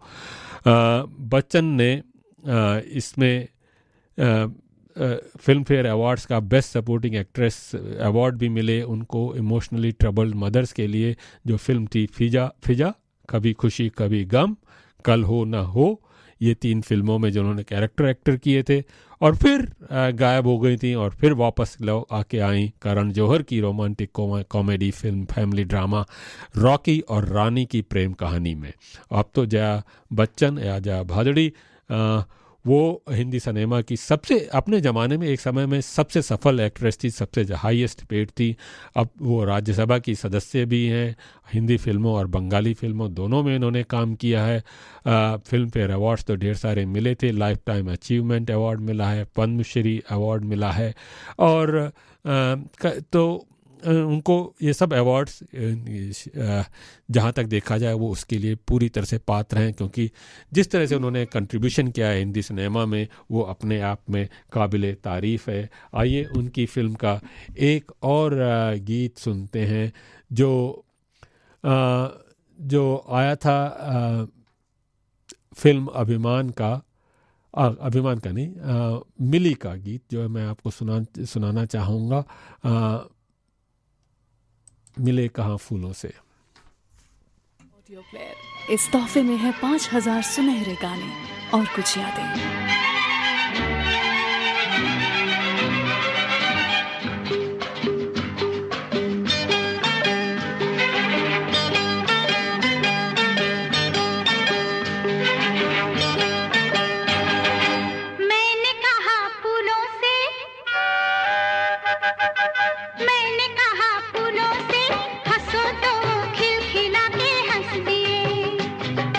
और ये कहा जीवन है भाई मेरे भाई, हंसने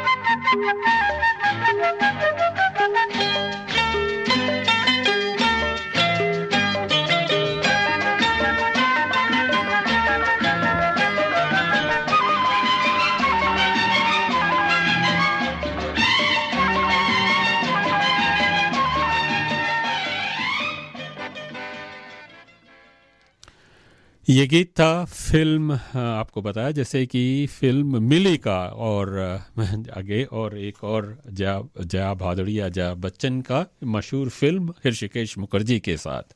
हमें ईश्वर जी का मैसेज आया है, ईश्वर जी को प्रोग्राम बहुत पसंद आ रहा है, enjoying your programme about AI and was holding our stomach with laughter when you told when people gossip in Indian community and in office also songs also। ईश्वर जी बहुत बहुत थैंक्स, आपने ये मैसेज भेजा, बड़ी खुशी हुई। चलिए लगा कि रोबोट बात नहीं कर रहा है, हम ह्यूमन से बात कर रहे हैं। ईश्वर जी आशा है कि कुछ और हमारे अपने लिसनर्स हमारे साथ जुड़ेंगे। आप हमें फ़ोन कर सकते हैं टेक्स्ट कर सकते हैं 0414527962 पर, या बात कर सकते हैं 62874347 पर। हमेशा आपकी बातचीत का स्वागत रहता है। आपको गीत सुना रहा हूँ जितेंद्र का, और ज़्यादा जितेंद्र जो है एक बड़े सफल फिल्में रहे, करीब करीब उन्होंने 200 फिल्मों में काम किया, और उनका जन्म का नाम तो रवि कपूर था, पंजाबी हैं, पंजाबी लड़के, और उनका जो है एक्टिंग करियर शुरू हुआ था गीत गाया पत्थरों से।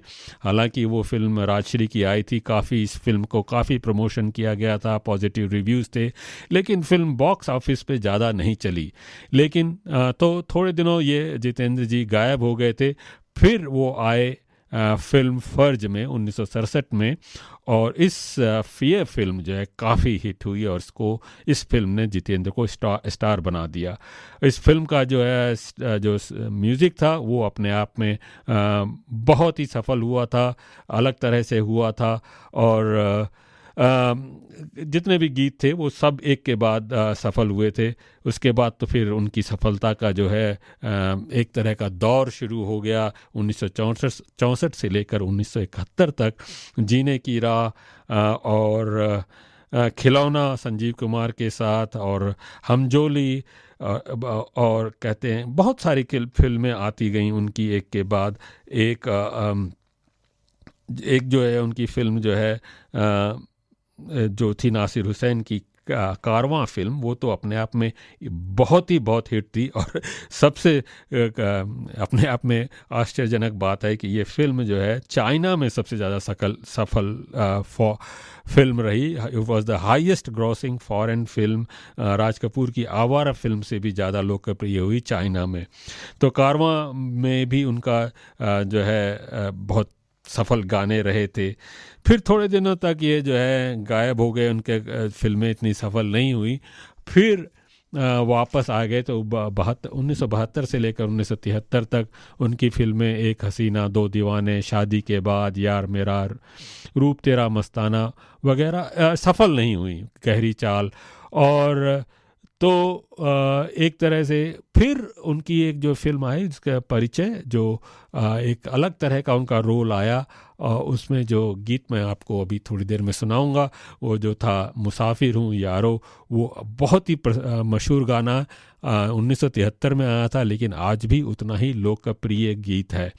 तो जितेंद्र जो है अपने आप में काफ़ी सफल होते गए, सफलता की सीढ़ियों पर चलते गए। उनकी पिक्चरों की तो लाइन लगी हुई है। एक तरह से कहा जाए मनमोहन देसाई की धर्मवीर फिल्म आई थी, और ये धर्मवीर फिल्म जो है यूके और सोवियत यूनियन में बहुत ही सफल हुई थी, भारत में तो हुई थी।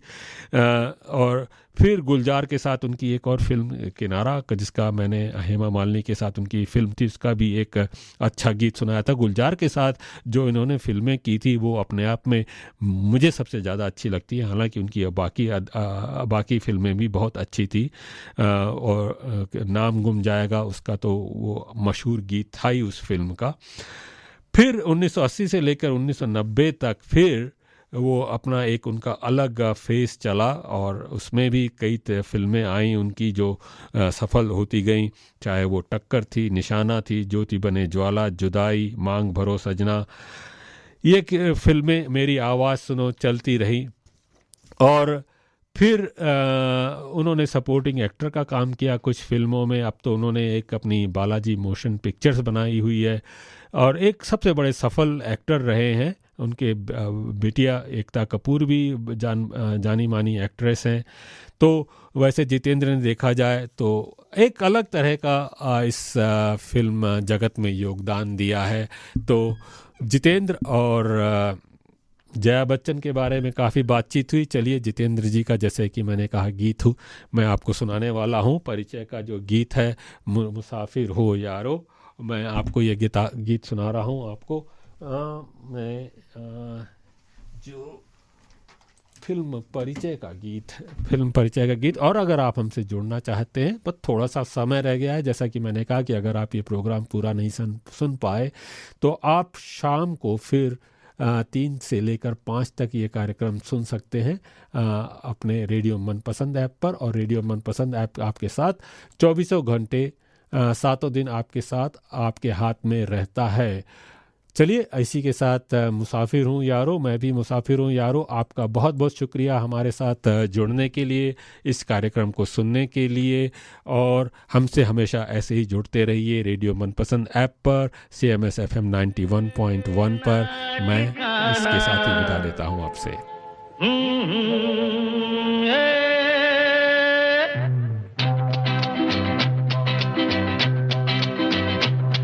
मुसाफिर हूँ यारो, ना घर है ना ठिकाना, मुझे चलते जाना है,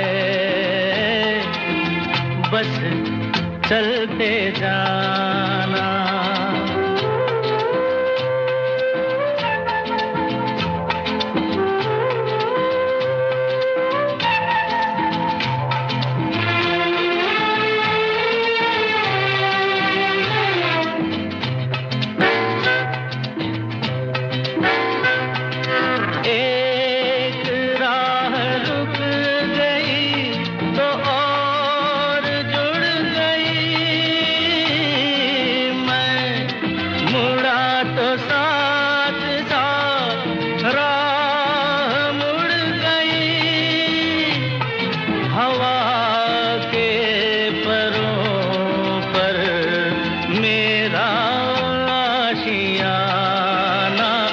मुसाफिर हूँ यारो, ना घर है ना ठिकाना, मुझे चलते जाना है,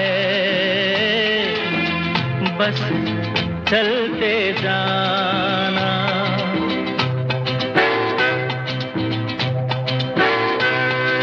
दिन ने हाथ थाम कर इधर बिठा लिया,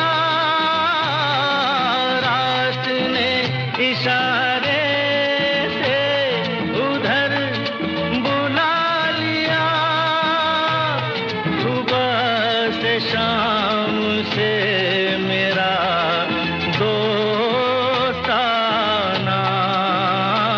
मुसाफिर हूँ यारो, ना घर है